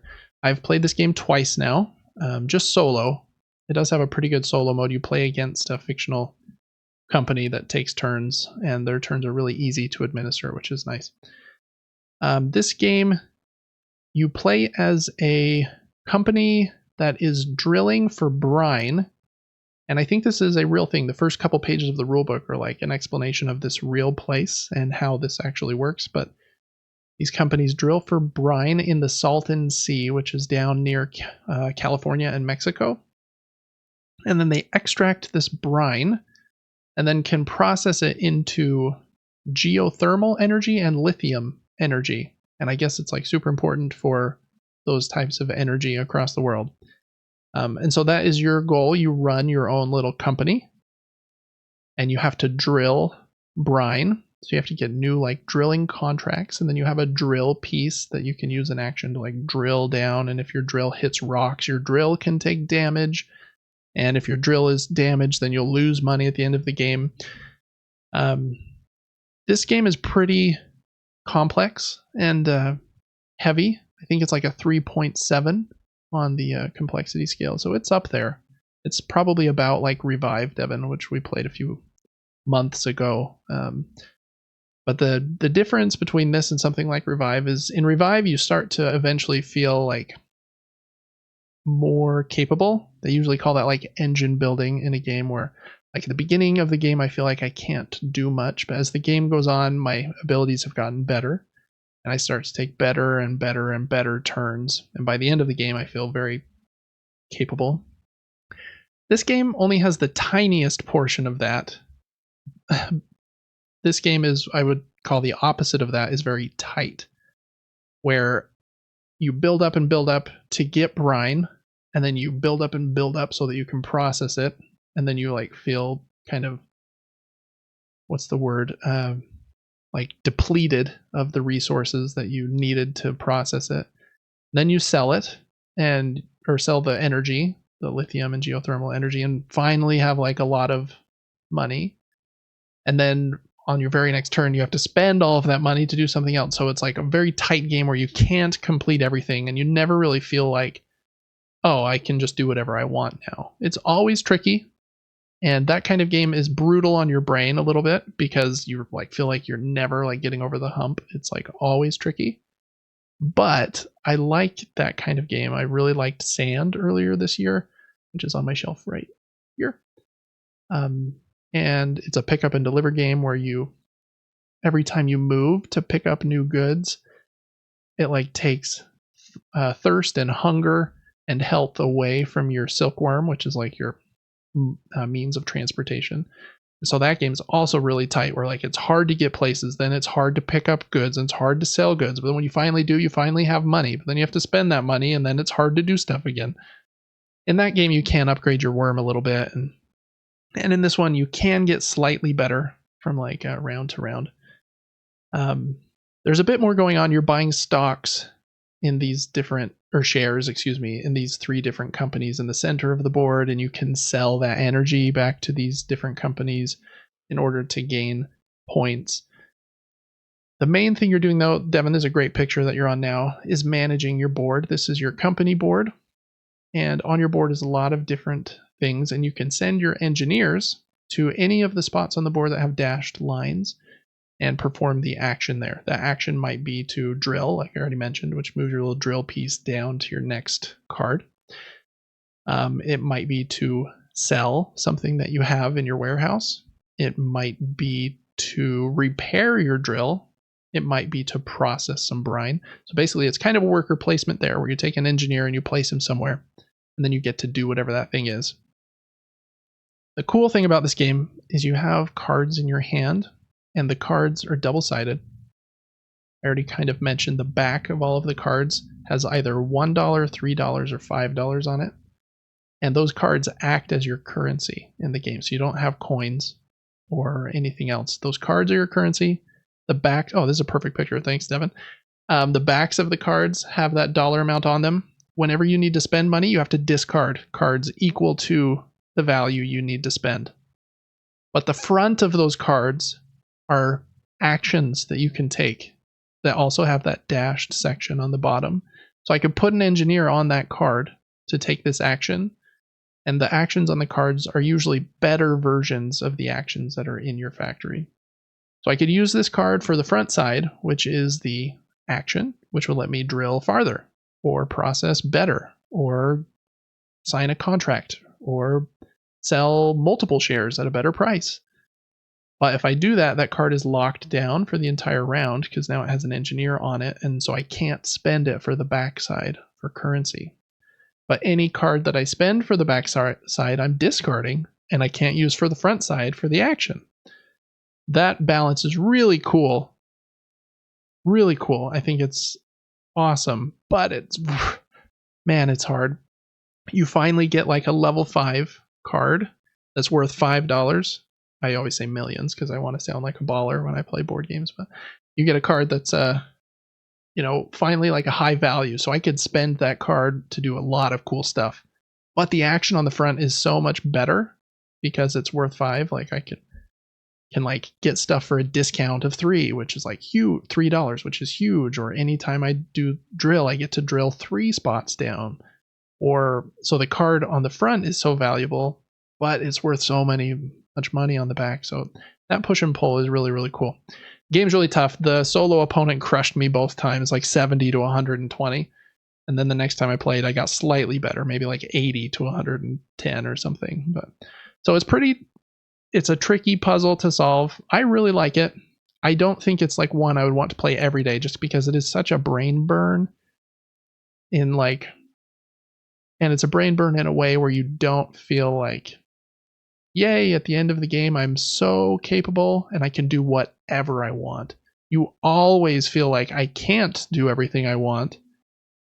And anything I want to do is going to get rid of a card that I really want to keep. Anyways, really cool game. I really like DeVere's medium box game line. Sand, I just mentioned, was also a game from DeVere. So was White Castle and the Red Cathedral. And this is their most recent one. This one's definitely heavier and more complex than those other ones that I just mentioned. But really, really cool game. I think I'll have a review up on the channel soon. I just want to play it multiplayer a few times because, again, I've only played it solo. But I really liked it solo. I liked it so much I 3D printed an insert for it so that it will be easier to pull out. So Salt and Sea, really recommend it. I have an unboxing up on Gaming Top Down if you want to see what the pieces look like.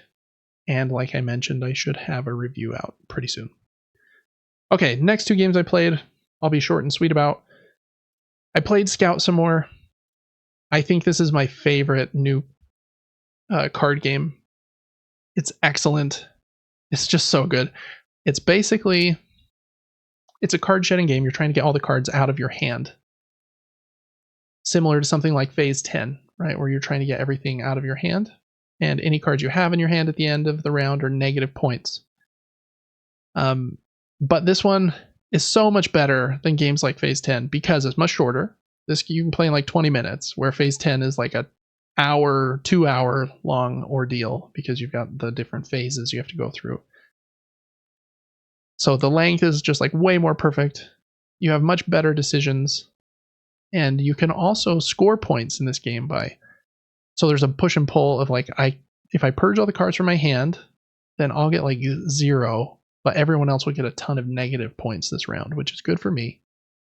Or I could try and just lay out some really killer sets, and then the next few players that go won't be able to beat my set, and so they have to scout or take one of my cards, and that gives me a positive point. So you're focusing on getting positive points, but also shedding cards so that you're losing negative points. Scout's amazing. Really great card game. I think everyone should own it. If you've played anything like Uno or Phase 10 or Rummy, this game's better. I promise. It's really great. So you can get it at Target. I have this version in a very, very small box. They just came out with a new version. It's the same game, just in a different size box that you can get at Target. and I think that one's probably a little easier to fit back in the box. This one's a little tricky. Yeah, Scout's amazing. And then next up, I played a game I hadn't played in probably a year and a half, but this is one of the very first games that got me into hobby board gaming. I got it in 2019. This is Wingspan from Stonemaier Games. I have a couple of expansions for Wingspan now, and I actually played with a neighbor's copy. It was not at my house. And it was with his copy. And I remember when me and my wife played this the first time, we were like, man, this game is so complicated. Like, I don't think we are ready to play this game and probably any other games like it ever again. Luckily, we pushed through, and it became one of our most played games. I've played it 20, 30 times, I don't know. And it's one of the most successful and popular recent board games as well. Playing it again just a few days ago, having not played in like 18 months, man, this game is so simple. I'm surprised that we were so confused. But you're first learning like engine building and what can I do on my turn. I have action points and these cubes that I track the action points with. So it sounds like a lot, but it's really such a simple game. But yeah, such a great one. Really love Wingspan. Lots has been said about this game all over the internet. If you haven't played it, it's really great. So really recommend Wingspan. I'm excited. My neighbor has Wormspan, which is the sequel to this, which has dragons instead of birds. And it's a little bit more complicated. And I do want to try that one. Even more now that I was able to play this one again recently. I lost out of the three of us that played. I lost by like 10 points, which was a bummer, but I didn't even care. It was fun. Wingspan is a great time. So definitely play that one if you haven't. It has a really great Steam and Switch version as well, if you want to play it digitally. Very pretty version. All right, those were the board games I played this week. Devin, you going to hit me with a surprise board game like you did with the surprise video game? Sadly, I got nothing. Okay, that's all right. All right, I cut one segment from our show. I don't know if you noticed, Devin, but the new games this week. That is just a very difficult thing to keep track of mainly because of the new board games. It's just like an impossible list to create. Because the release dates are shifting. You can kind of know, but I'll tell you, this is going to be out this month, and then it's delayed 3 months, and I'm like, sorry. I don't know. So I'm going to ditch that section, and we're going to change it to this, which is just what we're most looking forward to this week. If there's like a new game coming out, then we'll cover it here, just kind of by default. So it kind of covers the same thing I wanted to cover with the new games coming out. Just doesn't require like, I would need like great connections like Asmodee and Stonemaier and like millions of other board game companies in order to really lock down these release dates. And there's already like a great YouTube channel, Grant's Game Rex, and he does have those connections.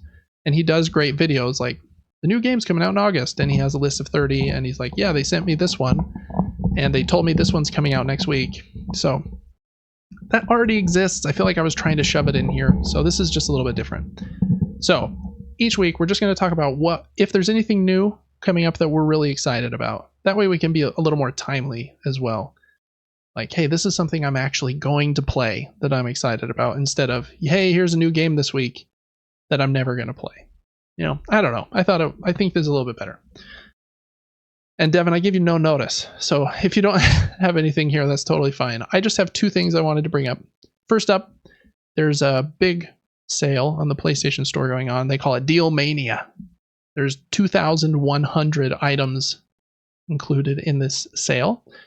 So that's one of the things I'm most excited for this week, is just to look through this sale, and especially to look at my wish list, which I have about 100 items in my PSN wish list, and see which of those are included in the sale. Because I imagine that some of the games I'm really wanting to try out, like Arranger and Thank Goodness You're Here and Nine Souls, which is coming to PlayStation soon, and Crypt Custodian, which just came out. So these are, again, me listing some of the games I'm excited about, might be included in this sale. So check out the Deal Mania sale if you're looking for a game on PlayStation. I think their wish list feature is pretty cool too. You can add a game to your wish list, and just like on Steam, if it does go on sale, then it will usually like notify you with like an email or a push notification like, hey, this game from your wish list is on sale, just so you know. It's how they make more money, but it's also a helpful tool for me to like keep track of, so that I don't have to manually look at all those things. So that's just a shout out to that sale, because I'm guessing there's a lot of good stuff in there. Just from some of the articles I was reading were saying it's a pretty big one. So as far as video games are concerned, mostly just excited to continue playing Black Myth Wukong and then check out that sale. Any games, Devin, that you're excited to check out after you finish Black Myth, or is it, do you think you'll jump into a round 2 of that game, or is it, that's a hard thing to do, but it does seem like you can kind of customize your character a little bit, or at least your potentially focus. Might do that on my own time. Yeah, probably. I don't know. I think I don't people know would either. watch We it will see. since it's a hot game. But see. Cool. Star Wars All right. Outlaws. Yeah, that one does look pretty fun. It's I don't know. We'll have some news about that one in a minute, because it's had some rough bugs and stuff. Gotcha. And so I do think it's probably a great game, but I do think like a few more patches coming out is really going to help that one. Same thing happened with Star Wars Jedi Survivor. It was like a mess at launch. The performance was really bad. But you just played that one a few weeks ago, Devin, and it was pretty solid now, right? Yeah, it was a way fun game. Yeah, I really loved that game when I played it, but I played it like 6 months after it came out, so they had taken care of all of that. Sometimes these companies, man, they release broken stuff, so it is usually helpful to at least wait for the first couple reviews to come out so that you can see, like, are they mentioning bugs or that the frame rate is 15 frames per second? Because if they are, then I'm not going to pre-order it. And in this digital age we live in, I can pre-order something like now, like immediately, right? So there's really no reason to give them your money in advance. So anyways, just thinking about that. For the board games I'm excited to try in the near future, I've got a bunch. I'm not going to name all of them because I have a ton of new games that I'm very pumped to play. This one is probably the one I'm most excited to try, that I'm going to hope to try in the next week. I got 2 games from this designer. His name is Vital Lacerda, and he makes some of the most complicated and heavy games in the world. But he has like a cult following because his games are supposed to be very thematic and excellent. This game, I think, is like number 48 all time on Board Game Geek, and the other one I got, On Mars, I think is right behind it at like 50. So I'm very excited to try this one. It's called Kanban EV. You run like a electric vehicle plant, and I think you're like one of the managers there. And so you like send your manager to different departments, to the assembly line and to board meetings and to testing and to research and development, all in order to get points and be the most productive of the managers at this electric vehicle plant. The pieces are amazing. This company is called Eagle Griffin Games. Their games are pricey. Just as like a heads up, if you want to buy this game new and get the upgrade pack, you're looking at $150 for this game. But man, when you open that box and like see how well put together everything is, they have like a spot for everything in the insert. This is like a game I would not need to 3D print anything for, because it's already set up in such a great way. It has like, the trays have lids, so like nothing will get like jostle around if I decide I want to store it vertically as opposed to laying it down. Pieces are super high quality. So the quality level is like insanely high. Anyways, I'm very pumped to play this one. It's a 4.3 on the complexity scale. But I've heard that if you're going to jump into one of his games, this is the best one to jump into first. And then the other one, On Mars, that we'll talk about in future weeks, is a 4.7. So anyways, we got some bangers coming from Mr. Lacerda, who makes very heavy games. But man, these pieces are so cool. Like these wooden cars, and yeah, just a great like board game production. So I'm very excited to try that one. Let me know if you have played any of his games in the comments. I'd love to hear about that.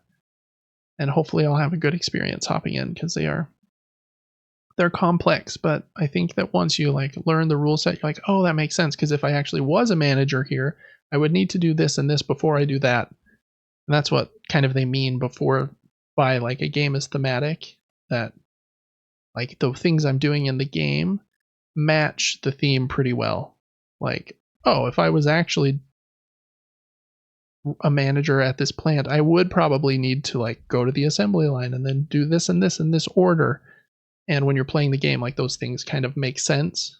And that can be really helpful for teaching a game, because if like it makes sense just logically matching the theme of the game, then that can be quite a help in teaching. Anyways, pretty complex game regardless, but very excited for that one. Lots more on my list. We got arcs coming up in the next month or two as well that I'm super pumped for. We'll talk about those later. So that is the what we're looking forward to section, and I just wanted to call those out. All right, Devin, some news, not too much, just a few things here before we kick the bucket on this episode. Weird way to say that, but whatever. We already talked about Black Myth Wukong, so we're going to go into... I was going to start this section by saying we're going to talk about great news and then some bummers. And I stole the great news when we were talking about Straight Black Myth selling 10 million. So we're going right to the bummers. First bummer, Concord came out on Friday, and no one was talking about it because everyone's talking about Black Myth Wukong. And it seems to have bombed in like a massive, massive way. Oh, even though I've seen some reviewers that have really liked it and think it's like really solid. But yeah, reviews are a little all over the place. Launch day on Steam, it only peaked at 697 players, which is abysmal. What? Again, shout out to Push Square. They had a couple comparison numbers here. They said there two other recent games that flopped were Suicide Squad, Kill the Justice League. On its launch day, it had 13,459. And Redfall, which got like a 4 out of 10, like on OpenCritic average, game from Xbox, it had 6,124 peak concurrents. So this had like 10 times fewer than that. Just a massive, massive underperformance. That doesn't include PlayStation. I'm sure that it maybe did a little better there, because I think people could pre-order it and it had like the betas and stuff. But it does seem like it's going to need a massive overhaul in some way in order to be successful. A lot of people think that they're going to eventually drop the $40 price tag, have it be free to play, which probably would have been the smart play from the beginning, especially when you're competing with games like Marvel Rivals, which people have generally are excited for, which is free to play and coming out, I think, in December. So they're kind of in a weird spot. This last week, I think, when we went over Gamescom, there was that segment where Netflix was talking about their new TV show, Secret Level, and there was like the episode that's going to be about, can't remember what they were now, Spelunky and Mega Man, and probably like Master Chief and some other like characters in there. Concord is in there as like one of the characters that, so like Sony must have like really pushed, like, yeah, we got this big new thing, and this game is just bombed so hard. I don't know. It's just like a bombing on like a crazy level. And there's going to be some segments about it on this Netflix TV show. So maybe that will help it. Who knows? But I doubt it. I think this game's dead unless it goes free. I don't think you can come back from that. Because peak on launch day, I mean, you're not going to beat peak on launch day unless you do like a massive overhaul. Anyways, a bummer. I hate it when games fail. And I think a lot of people even like enjoyed the beta and said like, yeah, I think, it's not perfect, but it seems like a pretty solid, like Overwatch like shooter.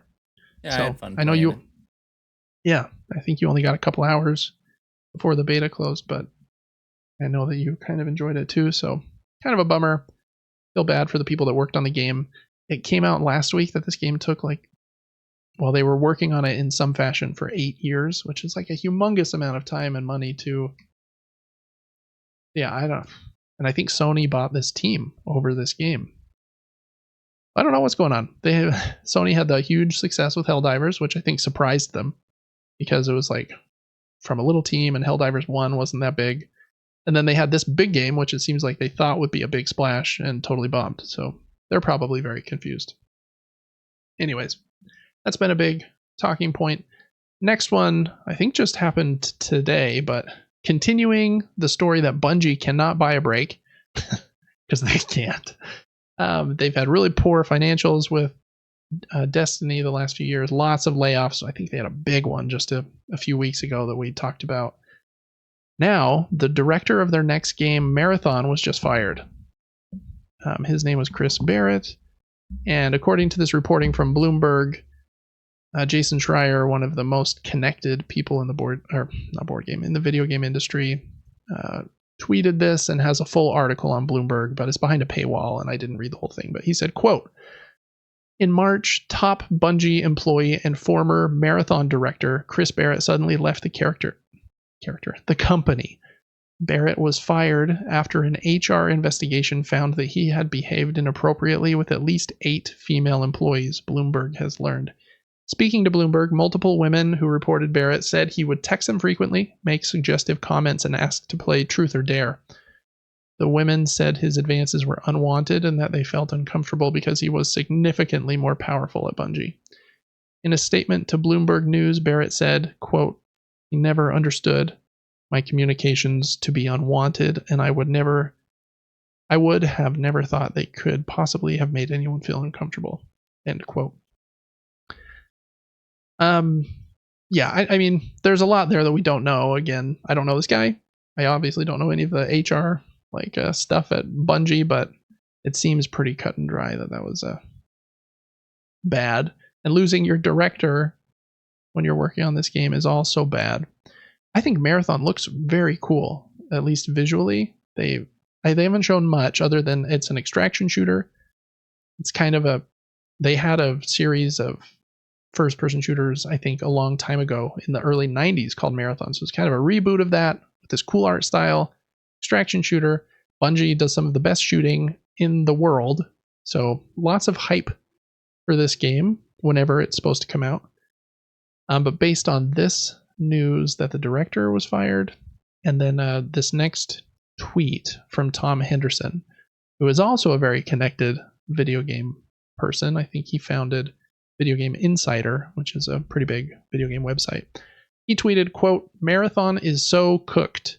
Not just this," talking about the director being fired, "but just everything I've heard," end quote. Didn't give any details there, but it just seems like Bungie's struggling. I feel bad because, man, those first Halo games are so impactful and important to me, liking first-person shooters as a teenager. And I know Destiny was a big hit for a lot of people. I liked it for a minute, but it wasn't my long-term jam. I like extraction shooters, I think. And I like visually this sci-fi art style. So cool. So I hope they can pull it around. And, losing your director, it's rough. But they have a lot of great talent there. I don't imagine that they, just because of that one thing, would not be able to pull it around. But whatever Tom Henderson knows doesn't sound good either. I don't know. I'm pulling for Bungie, but they just continue to have rough things. Lots of layoffs, lots of bad things. A team getting kind of booted out of Bungie into Sony's ecosystem. And yeah, I don't know. Just a lot going on there. So those were a couple bummers. Sorry for the bummer news, but I don't make the news. Just say it. Next up, we've got I forgot to put a trailer in here, so sorry about that. I'll just go over this really quick since we already mentioned Star Wars Outlaws.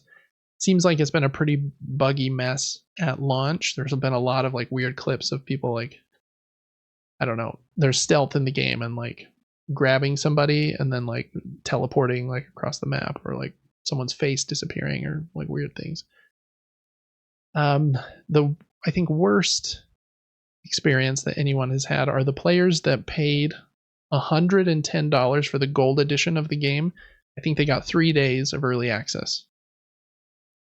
They have also been experiencing these bugs, obviously, and some of them have been messaging Ubisoft about the bugs, and they've been told that they need to update their game to the newest version and abandon their old save file to have a better experience. One of the emails back said, quote, "If you continue on a prior save, you will unfortunately face issues and progression blockers." Really rough. Play the game for 10, 20 hours, and you're having a bug or something bad, and they say, well, you need to update your game and start all the way over. Oh, and thanks for your $110. That's rough. They did offer, it sounds like some of the people, like 100 Ubisoft Connect points. I don't know how valuable 100 of those points are. And a trinket in the game called a Trailblazer. But either way, yikes.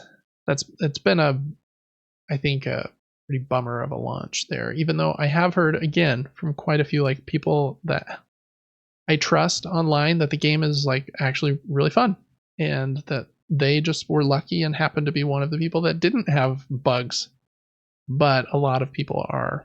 And again, just smart to wait a little bit, see if it's a mess. If it is, especially a big company like Ubisoft, they're going to patch the crap out of this game.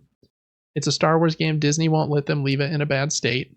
They're Ubisoft, one of the biggest publishers in the world. They want their game to be like well regarded eventually.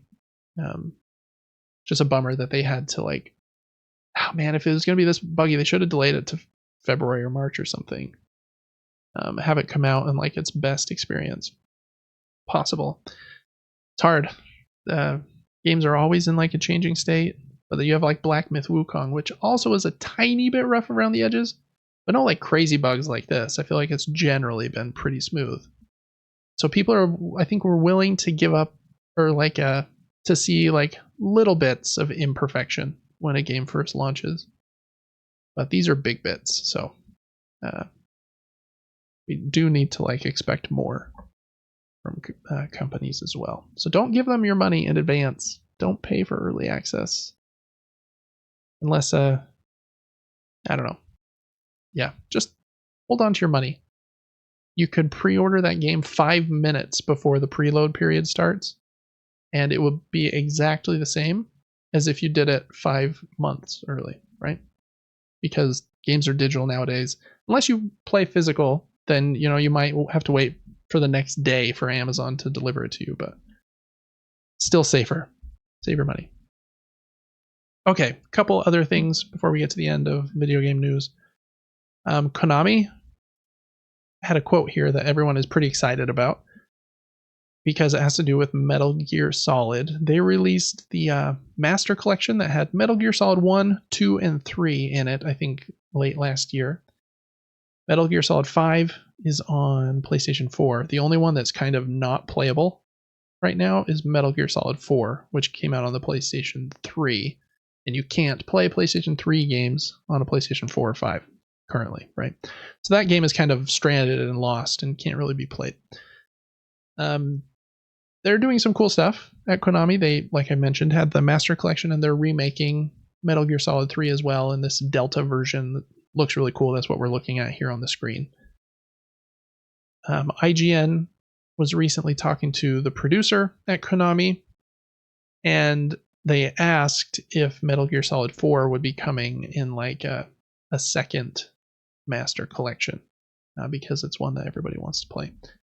And what they said has everyone very excited. They said, quote, "Unfortunately, we can't really say too much at the moment with Volume 1 containing Metal Gear Solid 1 through 3, ... You can probably connect the dots." He continued, "Right now, we still are internally concerned about what we should be doing for the future of the series, so sorry we can't really reveal anything at the moment, but stay tuned." Seems pretty like cut and dry. That's what he's hinting at. ... You can probably connect the dots. Seems like a Master Collection Volume 2 will include games like 4 and maybe Peace Walker and Revengeance, I think, are some of the others that haven't been ported over. I have never played a Metal Gear Solid game. I've watched our cousin play the second one a couple decades ago and thought, wow, this looks like cool, but I don't know what's going on. I would love to like go back and play them. It's one of like my biggest gaming black holes. That's not the right term. Like holes, in my opinion. So I'll probably play them at some point in the future. Okay, this next one, Devin, I thought would be very exciting for you. I know one of your favorite games you've played this year is Lies of P. And they're working on a sequel. I think that was already announced. It sounds like, and so I wanted to get your opinion on this, that the sequel will be moving towards much more open world than the first game. The company that's making the game and made the first game is called NeoWiz, and they have a job posting up for a field level designer. And according to Insider Gaming, quote, in the preferred qualification sections of that job listing, the developers have asked for, quote, inside a quote, extensive experience playing open world games. The list's key points also state that action creation, tool development, minigame development, and open world experience will be preferred, end quote. Well, it seems like that's what they're going for. I think it would be dumb. A lot of people have been saying like, oh, they're going full Elden Ring. I think it would be dumb for them to jump that open world. I think they should do it in tiers. Like, this first game kind of had some open areas, but was a bit linear. Maybe expand it just a little bit. Make it a little more open world than the first game. I think if they try to go full Elden Ring, it's going to be brutal. I feel like that's a hard thing to pull off. I don't know. What do you think, Devin? Do you want them to stay with the linear Liza P model, or would you like it to be more open? We kind of covered this a little bit last week, but I am starting to really vibe with an open linear blueprint. Yeah. There's something about, there's a memory from each chapter to chapter in a linear game. You remember every area you went. If you thoroughly searched it, you can go, I know almost for a fact I've seen everything this section of the game has to offer. And things happen when they're supposed to happen.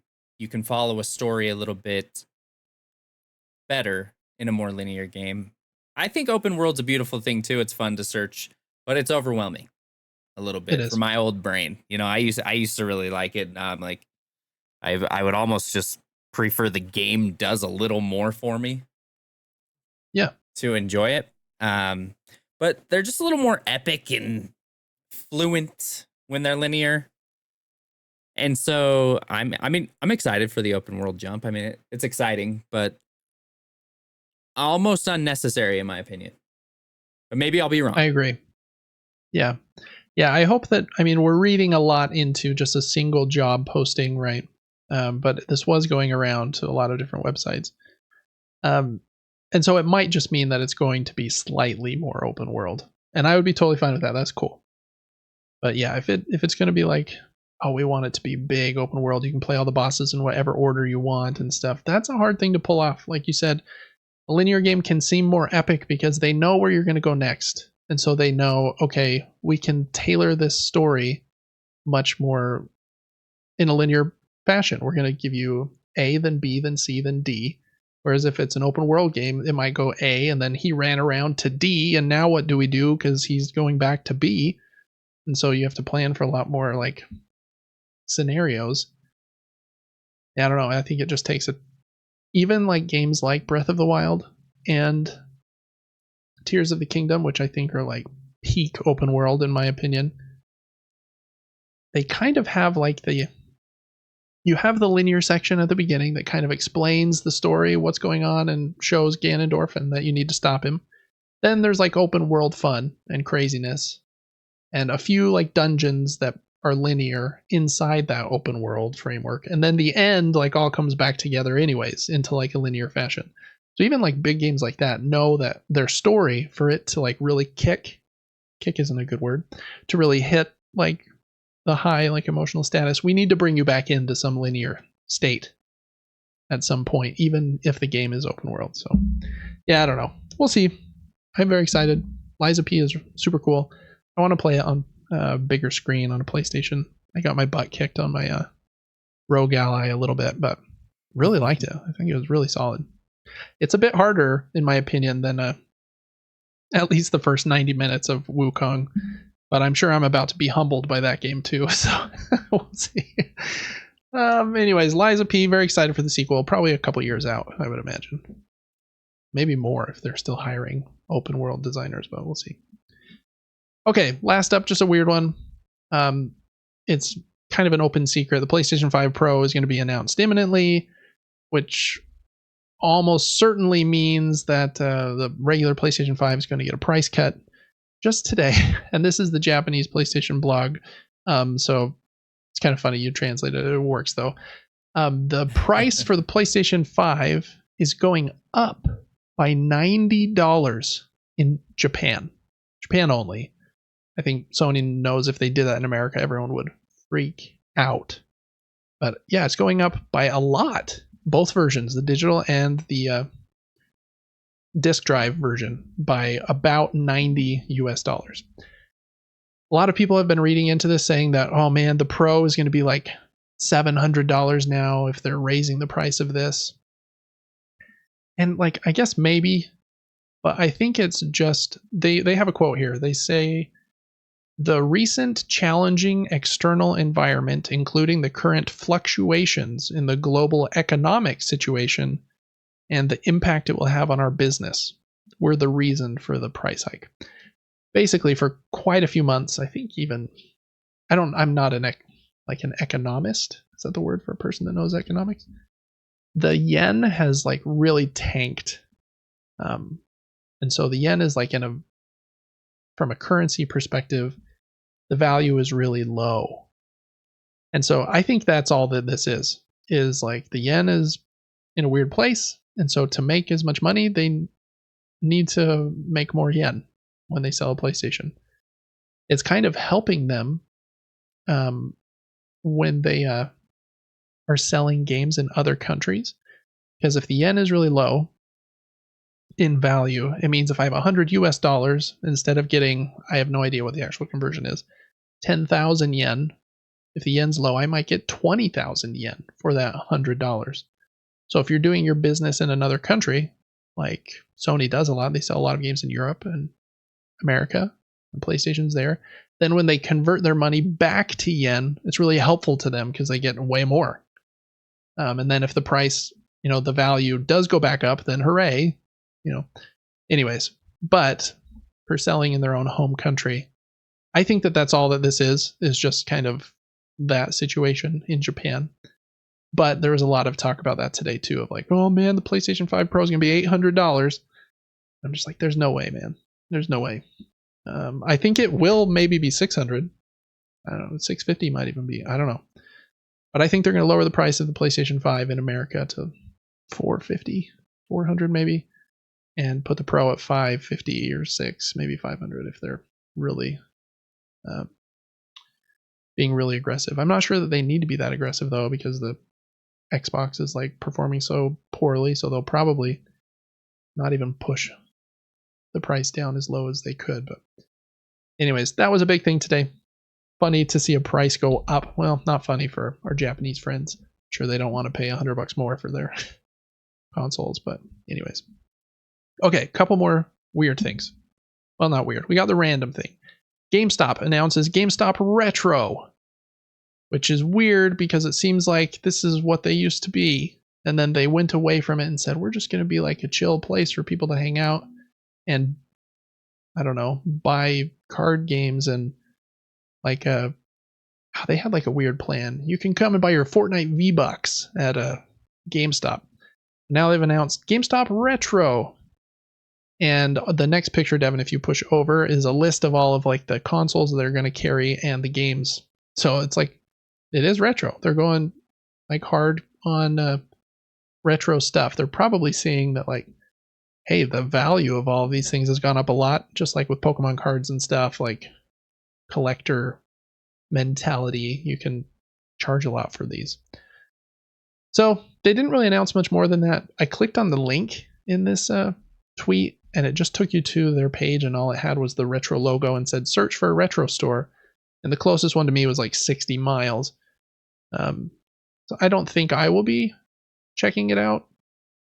Again, I'm not really like a video game collector per se in this way, but I guess it's cool maybe if you like that. I feel like GameStop has been on the verge of dying for a long time, and I don't know that this is going to save them, but we'll see. Random thing I thought was worth shouting out. Next up, trailer for Sonic the Hedgehog 3 finally came out, and Keanu Reeves is Shadow. I think that was announced, but I think his voice is in the trailer.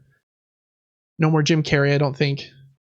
I didn't watch the whole trailer, but I didn't see him in the section that I watched. And I think he had announced that he was either retiring from acting or just not going to be in Sonic anymore. I can't remember what he announced a few years ago. Anyways, if you like Sonic, Devin, did you like those movies? I've seen them just because my kids have them on sometimes, and they're kind of fun, but kind of, I think, being the main word there. Yeah, I like the hedgehogs. I think they're funny. They just like to like chill if they can and eat food. I'm like, yeah, understandable. Get a chili dog. Yeah. All right. And then last up, cool thing. This is a crowdfunding corner for a video game item, and I want to give them a shout out. Genki makes awesome stuff. My capture card is a Genki capture card, and yeah, they make a lot of cool stuff. This project on Kickstarter has, I think, 3 different items on it. One of them is a bag, like a satchel, to carry like other stuff. So that one I'm not really going to talk about too much. The other 2 are kind of cool though. They have a partnership with 8-Bit Do, which is like an awesome company that makes retro controllers that work with like Switch and PC. And so this is that controller. It's called the Pocket Pro that they're coming out with. And it has a ton of features. I think it has a gyroscope. It has Hall effect sensors, so you can't get stick drift because they're magnets. It's basically like a Super Nintendo controller if you put analog sticks at the bottom. I think it has 2 triggers. I don't fully remember. I can't see from that picture there, but so I think it has like every button that you would need. Like the sticks are clickable. Scroll down just a little bit, Devin, so you can see this feature list here. Yeah, it has a long battery life, fits really well in a backpack. Since you're like not worried about the joystick damage as much, like throwing it in your bag is like a little less worrisome. You can use it wirelessly or wired. It works with basically everything that isn't a PlayStation, just because PlayStation 5 requires that you use a DualSense. So yeah, I think this controller is super awesome. I can't remember what the price was, Devin. Can you scroll down on that right kind of scroll bar? That's the save point. We'll talk about that one in a minute. $42, and it looks like it should be $50 MSRP when it does come out, and they'll deliver in November. So I imagine early next year it will be available like in retail on Amazon and stuff. So cool controller. I just wanted to give it a shout out. I love a good controller, and this one's like very user friendly. Genki makes awesome stuff, and so does 8-Bit Do, and so that partnership is like super cool. The other item is called the Save State, and it's a cool thing too. It's basically like this little device that can go on the back of a Steam Deck or a Rogue Ally, or you can use it with a PC or an iPad or an iPhone as well. And it has a bunch. You basically get like a hard drive. Well, it'll be like a NVMe drive that can go inside of it, and then it can plug into the USB-C port on your Steam Deck or your Ally, and so you can boot games from it, and you could actually boot the opposite operating system. So on a Steam Deck, I could have Windows installed on this thing, and the thing just like magnet. It's either a magnet or a sticker of some sort. I'm not sure. To the back of the Steam Deck, and then just plugs into the USB port. So I could run Windows on a Steam Deck on a separate device. I don't have to uninstall SteamOS, or I could put SteamOS on a Rogue Ally on this cool device. It has its own storage. It's a very cool thing. So I just wanted to give both of those a shout out. Again, Genki makes really great stuff, and they're able to keep their prices like very reasonable. The capture card I have, I think it's called a Shadowcast 2 Pro. And man, for the feature set it has, it was like a fraction of the cost of like an Elgato, because the thing can record 4K at 60 frames, and I think 1440 at 120 frames. And I think like the Elgato was like 3 times as much money. So they're just cool company. Just wanted to give this one a little shout out. That's it for the video game news this week. Last up, we got board games. We already went over the announcements for the new games from Impatience and Korea board gaming company. So we've got crowdfunding corner here to round out our board game coverage for this episode of the podcast this week. Quite a few cool looking games in my opinion. Wanted to start with this one. It's called A Nice Cuppa. And it's a game from Button Shy Games. They do little card games that fit in a wallet, and their games usually have 18 cards. This one is in their solo series that they've been doing with the same designer named Scott Alms, who's done quite a few games. Food Chain Island is listed there. I have that one, Unsurmountable, and Fishing Lessons. Food Chain Island is probably my favorite of those. It's really great. So yeah, it's like a fun series. Solo card games. And this is one as well where you're trying to make the perfect cup of coffee to help you like get rid of your worries for the day. And I think like the front of each card is a part of the coffee or like adding milk or your favorite mug. And the back of the card is a worry that you might be worrying about. There's like a mini expansion, and you can also order their other games in this this campaign.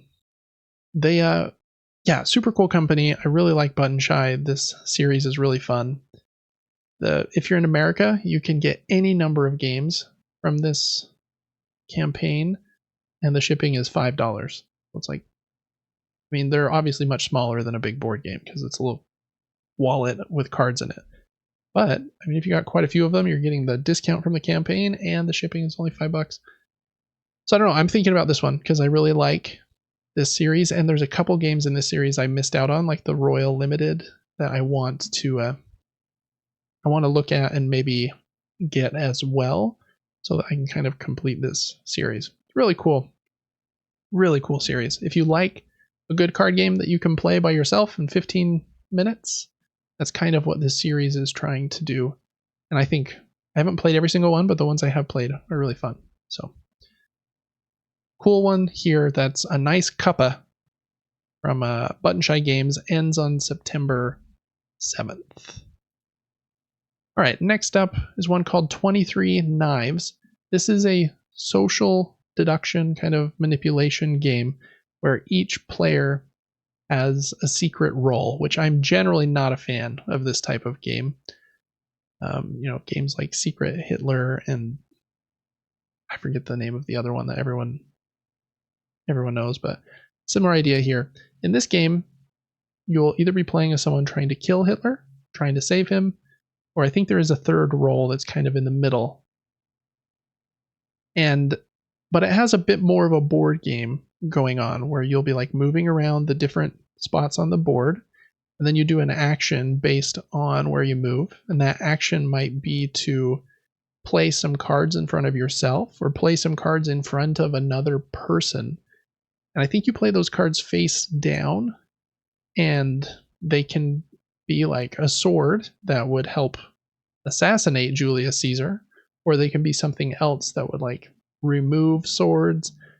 And then at the end of the round or the game, there's like a pile of cards, and you flip it over, and if there is a certain number of swords, then the assassins trying to kill Julius Caesar win. But if it's under that number, then the people trying to prevent it win. And if it happens like in a certain scenario, then the third role wins. It's supposed to be pretty good. For that type of game, I like that there's a little more structure and rigidity like around the social deduction, because that's some of the games like, Secret Hitler and stuff are very like, okay, you've got 2 minutes, talk everyone, figure out who it is. And then just whoever is the loudest in the room can just kind of like defeat the entire game and rule the conversation. So I like it when they have a lot more structure than that. So this one seems to have been performing pretty well. It ends on the 6th of September. So that is 23 Knives. If you like games like that, seemed like a cool idea. Next up is Norsemen.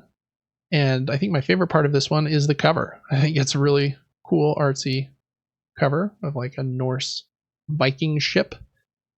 But other than that, this seems like a fairly kind of like medium weight Euro game where you're trying to it looked like it had a little bit of push your luck, a little bit of deck building. You're putting workers out on cards as well to like go on voyages. also to make your deck better.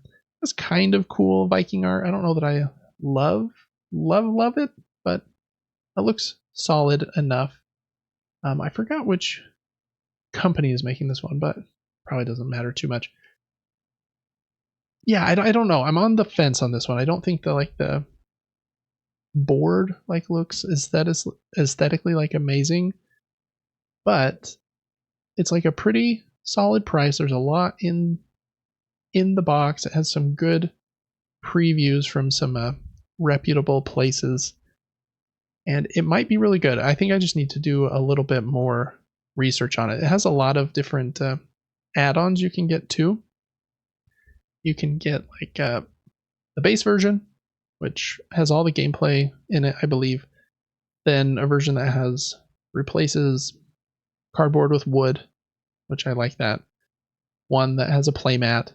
One that has metal coins and other pieces. One that has a really nice wooden insert. This would actually be a nice full circle moment. If you scroll down to that one, Devin, or on the left, you can click a place for everything, if you see those words. Up just a little bit in the rewards section. Up half the page. Yeah, click that one. And you can see that one has kind of those wooden insert pieces that I was mentioning earlier. Kind of pricey to get that version. I think it's 30 euros more than the base game for that kind of a organizational structure. But I was just saying at the beginning of the show, I really value that because you can get the game out and organized much better. But if you have a 3D printer, you can generally do that kind of stuff yourself. So yeah, that's the Norseman. Actually, it's just Norseman. Medium weight Euro game, it seems. Check that one out if the theme is exciting to you. I want to see the combination of the mechanisms. I'll probably read the rule book to do a little more digging on that one. That one ends September 10th and is on GameFound, not on Kickstarter. All right, next up is Primates, and I thought this one, I don't know, it kind of looked unique. You're basically going through evolution and evolving some primates, and you can take different branching paths in how you evolve them. It's not a very complex game. It's seems like, again, kind of medium, maybe medium light, with some big fun primate meeples, and you'll move your meeple up this evolutionary tree that has branching paths, and you can choose which way you want to go. The cards look pretty cool. They're just kind of straightforward, but the price is pretty good. It's $39, it seems, for the game. It has a lot of cards. They're saying the MSRP should be $65. Yeah, I guess we'll just trust them for now, but I don't know. It again, it doesn't look amazing, but the cards look simple and pretty easy to understand what is on them, and it seems like a fairly fun system. Click back up on, or click, I guess we haven't gotten there yet, on the gameplay category there. Yeah, here is that tree where you move your meeple kind of along those branching paths, and I think when you do that, you'll take different cards from the kind of at the end of that path to change your deck up a little bit. So I don't know. It could be really fun. It's the mechanisms they list here are open drafting and management, application of dice for movement, contract fulfillment, endgame bonuses, push your luck, and it does have a preview here from Grant's Game Rex, who I mentioned earlier. Really good channel, and the Game Boy Geek, who I like as well. So seems pretty solid. I'm excited to read a little bit more about it. Again, read the rule book. Hard to read all of the 9 rule books before the show starts, but looks intriguing. That's Primates. It ends on the 11th of September. Okay, next up is Hive. This is a roll and write game. They call it a roll and color game in this here on the campaign. And I think it looks really, really cool. It's actually a little bit more complex than you would think. There's quite a bit going on, which I like in my roll and writes. I've played quite a few of these, and I have quite a few that are this print and play version where you get the files and you print them and either laminate them and use dry erase markers or use colored pencil or whatever. And this one is definitely a little bit heavier than some of the others, but I think it looks like a very fun puzzle. It has a solo mode as like the primary mode of play, which I don't mind in these because I mean it just reminds me of Yahtzee, but more depth than something like that. But it also has a 2-player mode where you play on your sheet, they play on their sheet, and then there's a shared sheet in the middle with kind of these tug of war tracks where you're trying to do good on your board so that you can complete stuff on the middle board, and kind of win those tracks against your opponent. So cool idea. They have the solo mode and that 2-player mode. In this game, 6s are wild, but the other dice, you assign them a color. Doesn't matter what color, but you just have to choose a color at the beginning. So in the example they give here, 1s are red, 2s are blue, 3's green, 4's purple, 5 is yellow. And then when you roll the dice, you get to roll a number up to the population of your bee colony, and then you can assign them to different areas of the colony. You can assign one to repurpose or re-roll some of your other dice, assign them to the bakery, and they have like an explanation about how bees actually eat something called bee bread. And so that's why this place is called the bakery, to get food for your beehive so that your population can go up. You can, so there's a bunch of different like departments in this beehive. You can tend your eggs or tend larvae. You can harvest nectar. This looks like a really awesome roll and write game in my opinion. And it's kind of a puzzle here. When you gather the nectar, it says any bees that you didn't assign to the other actions all gather nectar, but they gather it in their color. So they show here a 1, 3, and a 5 all being drawn in, but they have to be drawn in different colors.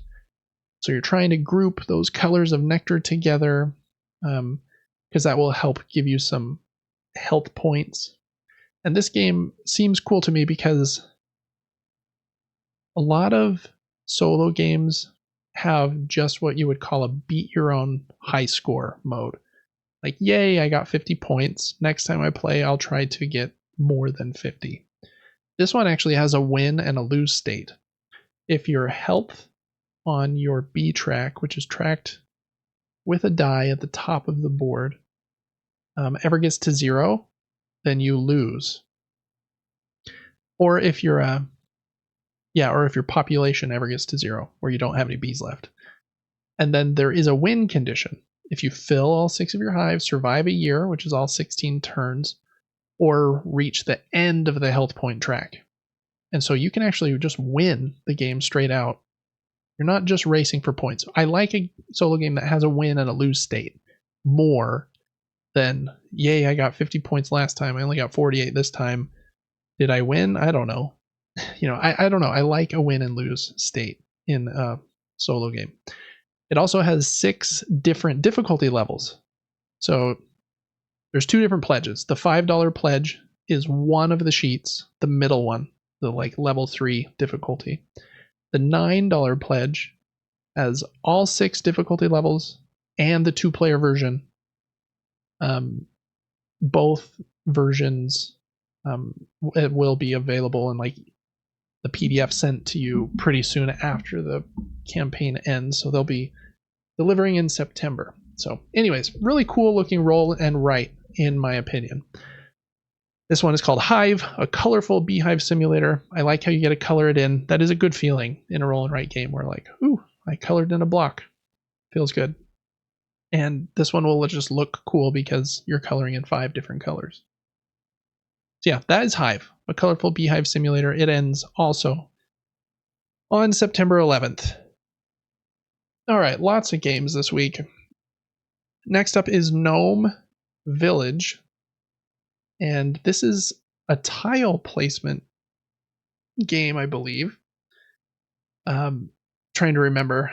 But I think, yeah, if you hop out of that video just for a sec, the main thing, I think you flip over a tile on the board, and then I think you can place it in, or it looks like you flip a card actually, and that card might get you a tile that you can place in your own little gnome village. Then you can place little gnomes on the buildings in your village, and you get like income at certain points. Seems like a pretty simple like tile placement game, but I think it looks pretty solid. The artwork is all hand drawn. Some of these Kickstarter games, when you like click on them, you're like, wow, that game looks like it has cool like gameplay, but the art is definitely done by AI. And I hate that. A lot of these Kickstarters actually have a section on the left where like after shipping it will say use of AI, and they have to disclose that, yeah, we're using AI. So like I really like it when there's like a focus on, hey, all of this was handmade by like a person. So I thought the artwork looked really solid.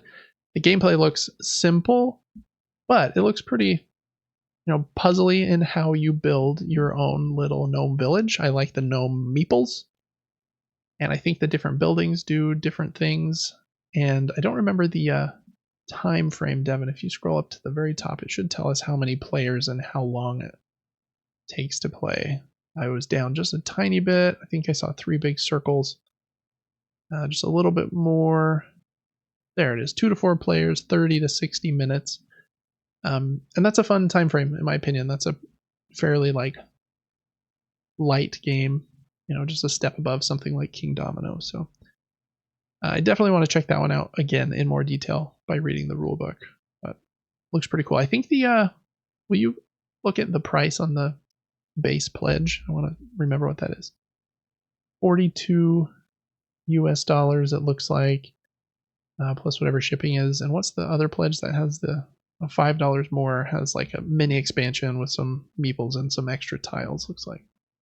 So not a terrible price. Hopefully shipping is not too high. That is always a bear with Kickstarter. But all right, that's Gnome Village. It ends on September 12th. All right, we got some big ones coming up next. This is Everdell Duo. Everdell is a hugely popular game. I think it's number like 20 or something on Board Game Geek's top games of all time. I owned it for a while. I actually sold it. I thought it was a really solid game, but I didn't ever love it. I feel like I have other worker placement games that I like better, but I'm very much in the minority there. Everdell is a huge deal in the board game space. This is a new version of Everdell, much smaller, called Everdell Duo, and it's a 2-player game. You can either play against each other, just like normal, kind of Everdell. You're building out your own little city and drafting tiles, I think putting out little workers on the cards you want to take, and you have to spend resources to get them. Or you can play cooperatively, and they have a campaign book, and you can go through 15 chapters of this Everdell story, and each chapter is like a scenario where you play, and you probably have to like either beat some high score or accomplish something before you can move on to the next scenario. Kind of a cool idea. That might be more of like the way that I like Everdell as like a cooperative experience. I don't love cooperative games, but that seems exciting to me for some reason. I think that version here on this campaign is also only $19, which is like seems really low for, they're saying it should be 35 and will be MSRP. Yeah, 19 in this campaign, which is pretty awesome in my opinion. They have a bunch of extra stuff that you can order, which are just add-ons for the regular Everdell. So you can get oversized cards for the regular Everdell, which they look cool because they're bigger, but you can kind of see there they don't fit on the board quite as well. So they had to include some extra cards at the bottom there in order to show the portions of the board that are covered by the bigger cards. So I don't know. I don't think that would be a big deal for me, but very, very pretty from, I think it's Starling Games. They do a lot of stuff here. My neighbor has this big one, the complete collection on the bottom right that has Everdell and every expansion in that giant box. And yeah, like I said, Everdell's a big deal. This is probably the hottest game in crowdfunding right now. But I think that the new, and yeah, they even have plushies and like puzzles and all kinds of stuff. But I think that new 2-player duo version is the part that's most exciting to me. All right, that one ends on September 12th as well. Okay, 2 more. We've got Lords of Heaven here. This is a very unique game. You play during the Crusades, and you can play as either the Christian Crusaders, or there's 4 different factions: the Sunni Seljuks, the Orthodox Christian Byzantine Empire, and the Shia Fatimid Caliphate. Basically 4 different factions all trying to kind of win this war game. But there's a bit more going on. You place buildings out like between different sections on the board. You have secret information like with how big your army is behind your own little player shield and other stuff like that. So I think a couple of the videos I watched did describe it as a area majority war game on the table. So there's quite a bit of conflict. I think you're only allowed to do a certain number of conflict actions in an age, but you're kind of building up in order to do that, to do conflict and have the most influence in areas. I think it looks pretty cool. It's a very unique and interesting theme. I think my struggle with this one is just that I have arcs coming, and it's much more interesting to me and seems somewhat comparable, where you're playing cards from your hand in order to do something, to like get influence or tax a city or move some people and then fight. And so arcs is just going to be that game for me for a while. So this one just doesn't have a place for David, but I think it does look pretty high quality. It is it's on GameFound, and it's been very hot on Board Game Geek. So if you like, a war game that isn't a coin like crazy war game, I think this one plays in like 90 minutes. So a bit shorter of a time frame. Got some like political intrigue as well with the conflict. Cool theme, like I mentioned, in the Crusades. I think it looks really solid. It also has a tabletop simulator mod if you want to try it out beforehand. So yeah, I don't know. I think it looks pretty cool, and I think it has a pretty solid price for the base level pledge. I think it was 49 euros. And again, they have like versions with metal coins and playmats, and just like almost all of these do. But the deluxe edition with the expansion and the wooden meeples is 49. You can get I think you have to wait to get the basic version in retail later, but I don't know, that's not a bad price for like a big kind of longer game like that. But it's not delivering until March of 2026. I just saw that while we're here. That's a long time. Wow. Anyway, so take that into account, I guess, as the last thing we mentioned there. But that is Lords of Heaven ends on September 12th. It's on GameFound. And then last up, this is kind of like a much lighter kind of kids game. And when I saw this one first, just looking at that picture, Devin, I thought, oh boy, this is a game made by AI. Just because it kind of has that like glossy kind of look to it, but it's not. This is actually, I scrolled down and read about it, and it's like a very famous, like, I don't know if very famous is the right word, but a pretty well-known digital artist. So he does like art for, like, I didn't read much about him, but probably like TV shows, and he draws like on like an iPad and whatever else digital artists draw on, but like very, very impressive. So there's, it's all done by that dude. And so I thought it looked really cool from that way. And it's a more simple kind of like light-hearted family game you could probably play with kids pretty easily. You have these dogs, and you're trying to have them be the best at the dog show. And you do that by either disciplining them, training them, grooming them, And how that works is the dogs are these big cards with, I think, 4 holes in the bottom. Yeah. And then those actions that you do, like train them or groom them, are little tokens that slot into those holes. It seems like a pretty lucky game. You're rolling these dice to determine which things you get, like training or grooming, and then you can slot them into different to the different dogs. And then once someone has completed all 3 of their dogs, then the round is over and all dogs go to the dog show. And I think you like roll some more dice and play some cards at the dog show, and all trying to have the dog that wins best of show. Pretty simple, light game. Even has a poop card here, so I think they kind of know that they're not trying to be like a heavy game here. Scroll up to the top, Devin. I just want to see. Yeah, and there's that artist, the digital artist guy. He's an Emmy-nominated designer named Mark. This game does it have a time frame and an age? 2 to 5 players. Or I'm really surprised they don't have a time frame here.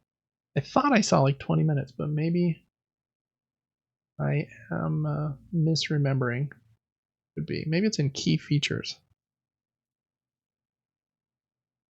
Inclusive gameplay, planet friendly. They've got like a review from an 11-year-old. Yeah, 20 to 30 minute games, 2 to 5 players for 8 plus. And I don't know, it's a pretty like unique looking. What is that? A hexagon shaped board with cards around it, and the dog cards are kind of unique with those slotting pieces. I thought it looked kind of cool, to be honest. Again, not like a game for game night with like my adult friends, but probably a fun like a fun family game. So anyways, that is all of the games we're going to look at this week. I think that was 9. Yeah, 9 games. Devin, you always get first dibs on pick of the week. What is your pick of the week for crowdfunding corner here? For the price point, the interaction of the game, and a little more strategy than a nice cuppa, I'm going to go with Hive, a colorful beehive simulator. Nice. Love it.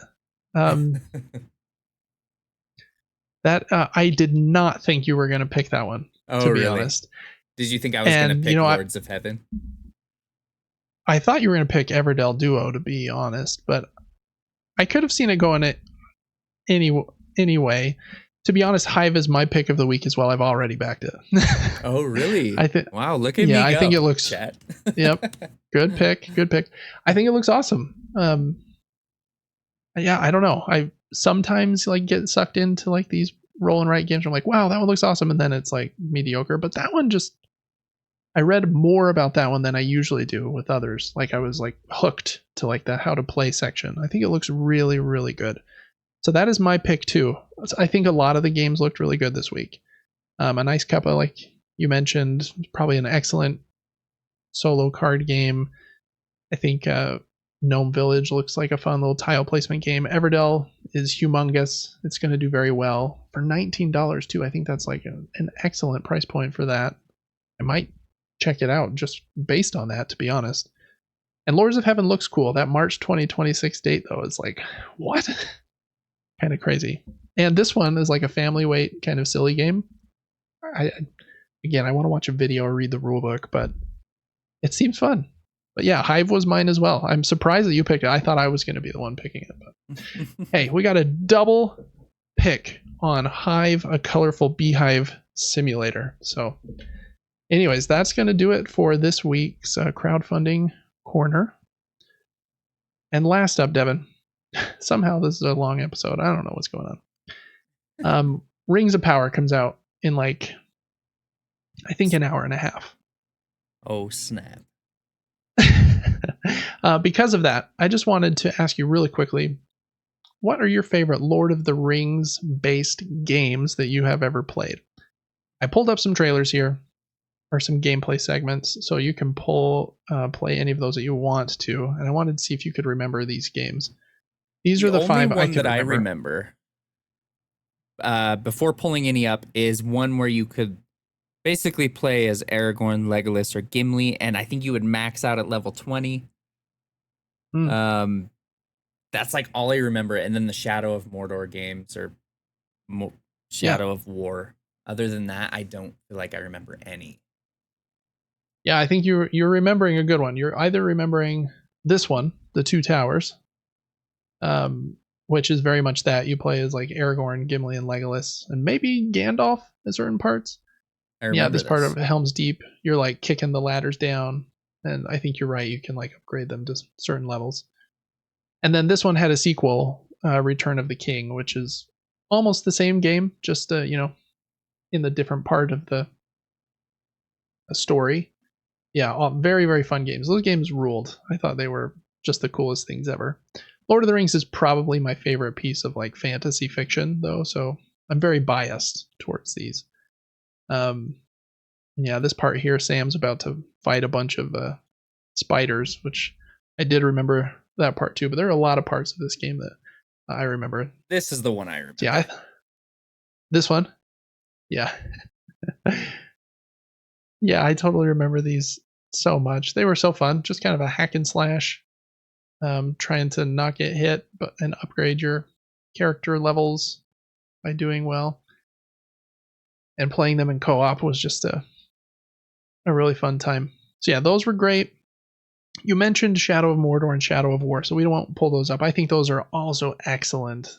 I didn't actually finish Shadow of War, but Shadow of Mordor I did. The one other Lord of the Rings video game I wanted to give a shout out to was The Third Age. It's actually a turn-based game. So it's a turn-based RPG. You have characters. I don't think they are characters from like the movie series. So this is like a separate story, but you do go to a lot of the same locations. And when you get in an encounter like this, yeah, it's a turn-based fight.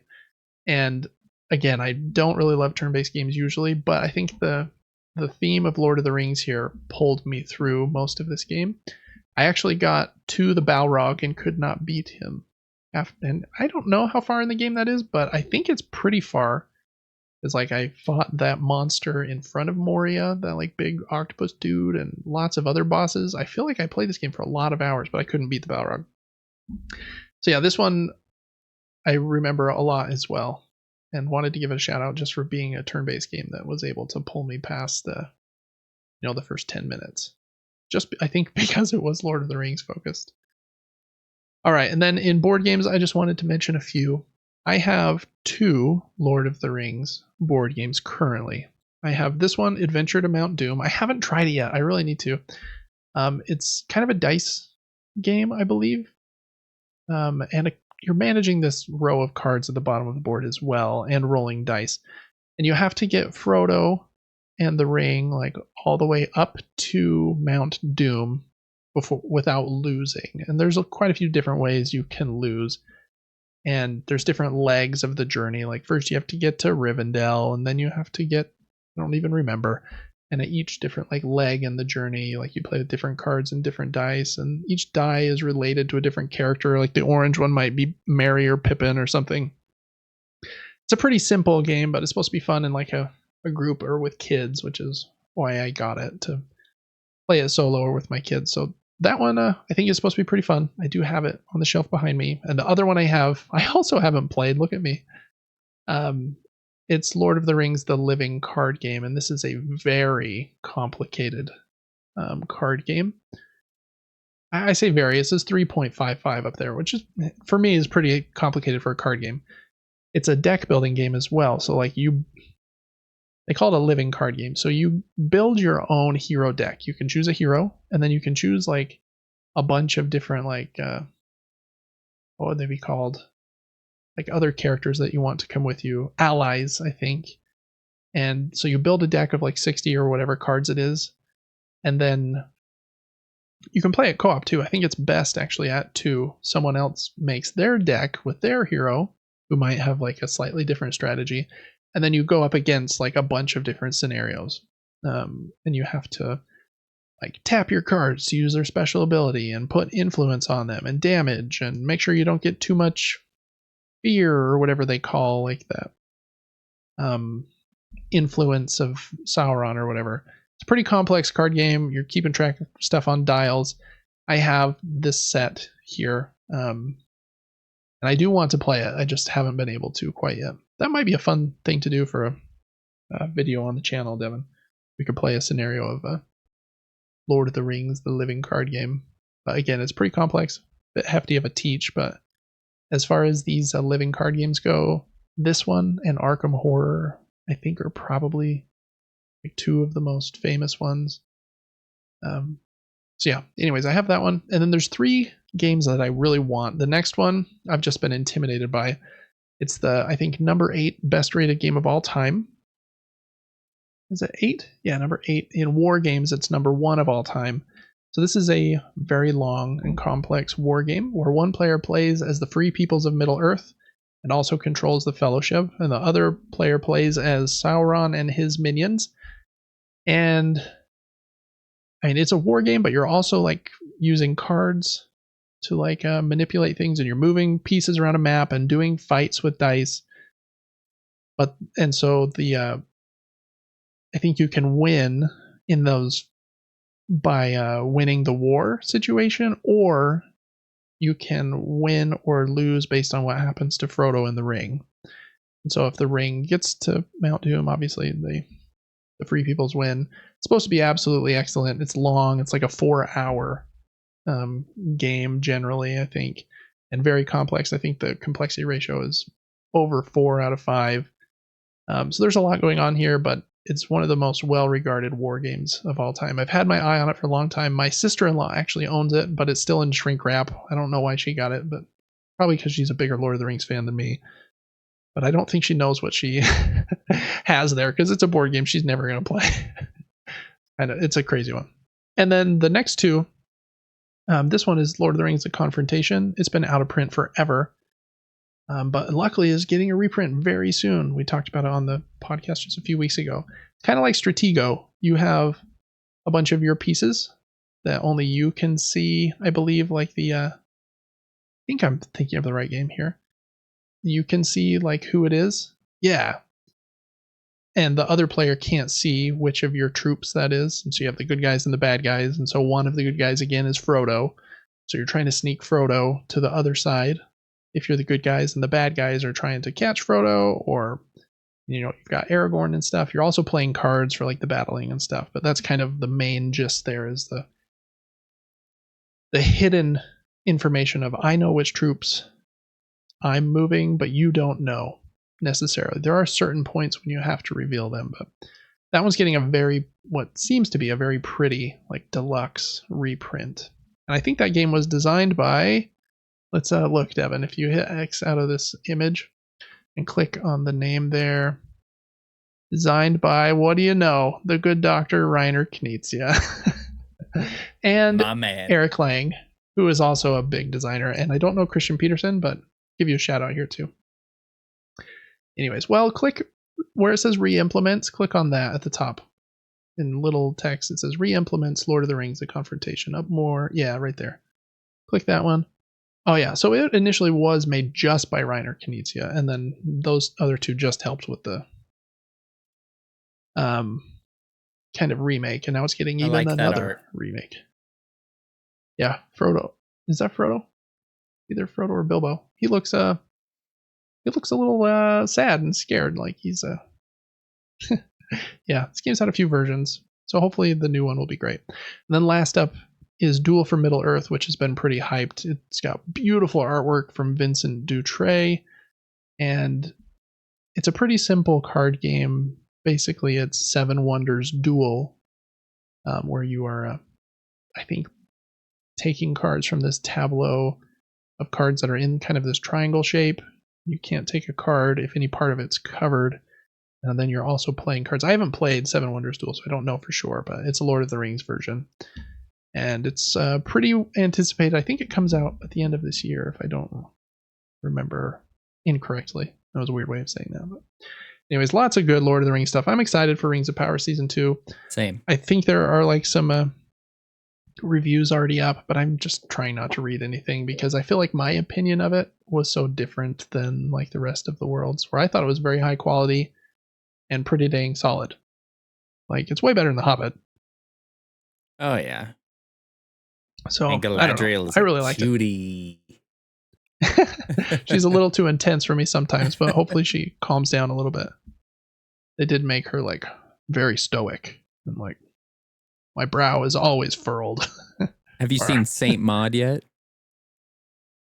I haven't. Is that a good one? Pretty intense, yeah, pretty intense movie. Yeah, I'm excited as well, except for the fact that it seems like when things come out on HBO Max or Prime, you get one episode per week. They need to take notes from Netflix and just give us the whole thing. Yeah, especially Prime. They can afford to do that. I think HBO does it because their like focus is hardcore on quality. And so they don't release as many shows. And so they really need it to stretch out because they need you to stay subscribed. And I'm sure Amazon wants the same thing, so that's probably why they do it too. But it's crazy. By doing that, it'll kind of be the talk of the town for like a couple months. Oh yeah, 100%. So I don't know. Hopefully it is great. We'll see. Maybe I'll go watch it with Lacey right now. Yeah, it probably will be. Just based on like the production value of the last season. It was really good. So yeah. Anyways, Devin, that's going to do it for episode 22. It was kind of a freaking long one for some reason, so I appreciate you staying up late because I had to start late. Any fun plans for the rest of this week, Devin? Are you going to buy that longboard that you're hyped about, the loaded? Or are they expensive? I don't make enough money. Are they expensive? I would just buy the deck, and then I would maybe need bigger wheels, but I'd be in at least $220 just for the deck. Wow, just for the deck? That's crazy. Yeah. Is it one of those that has like the extra set of wheels in the middle? No, it's not. I'll have to send you a picture. It's crazy. Yeah, I'll have to look it up too. It's just called Loaded, right? Yeah. Mm-hmm. Okay. Cool. Well, don't crash. Don't get pulled over. Don't get arrested. Longboarding. Breaking the law. All right. Well, that's going to do it for this episode. Thanks so much for listening. Make sure to check out the rest of the content we have here on Super Game Brothers and my Gaming Top Down YouTube channel where I do all my board game stuff. We got lots of stuff up there as well. If you want to support the show, make sure to check us out on Patreon at patreon.com/Super Game Brothers. You can get access to the show 3 days early, as well as many other perks. Devin streams on Twitch, Player4, Monday through Friday, and he also streams on our Super Game Brothers YouTube channel and on TikTok. He's everywhere. So make sure to check his streams out too if you want to see him beat Black Myth Wukong. He might have already beaten it before you hear this, to be honest. He's fast, but we'll see. Yeah, I think that's all the outro stuff. So let's get out of here. Have a good sleep, Devin, and we'll see you next week for episode 23. Bye-bye. Till then, everybody, see ya.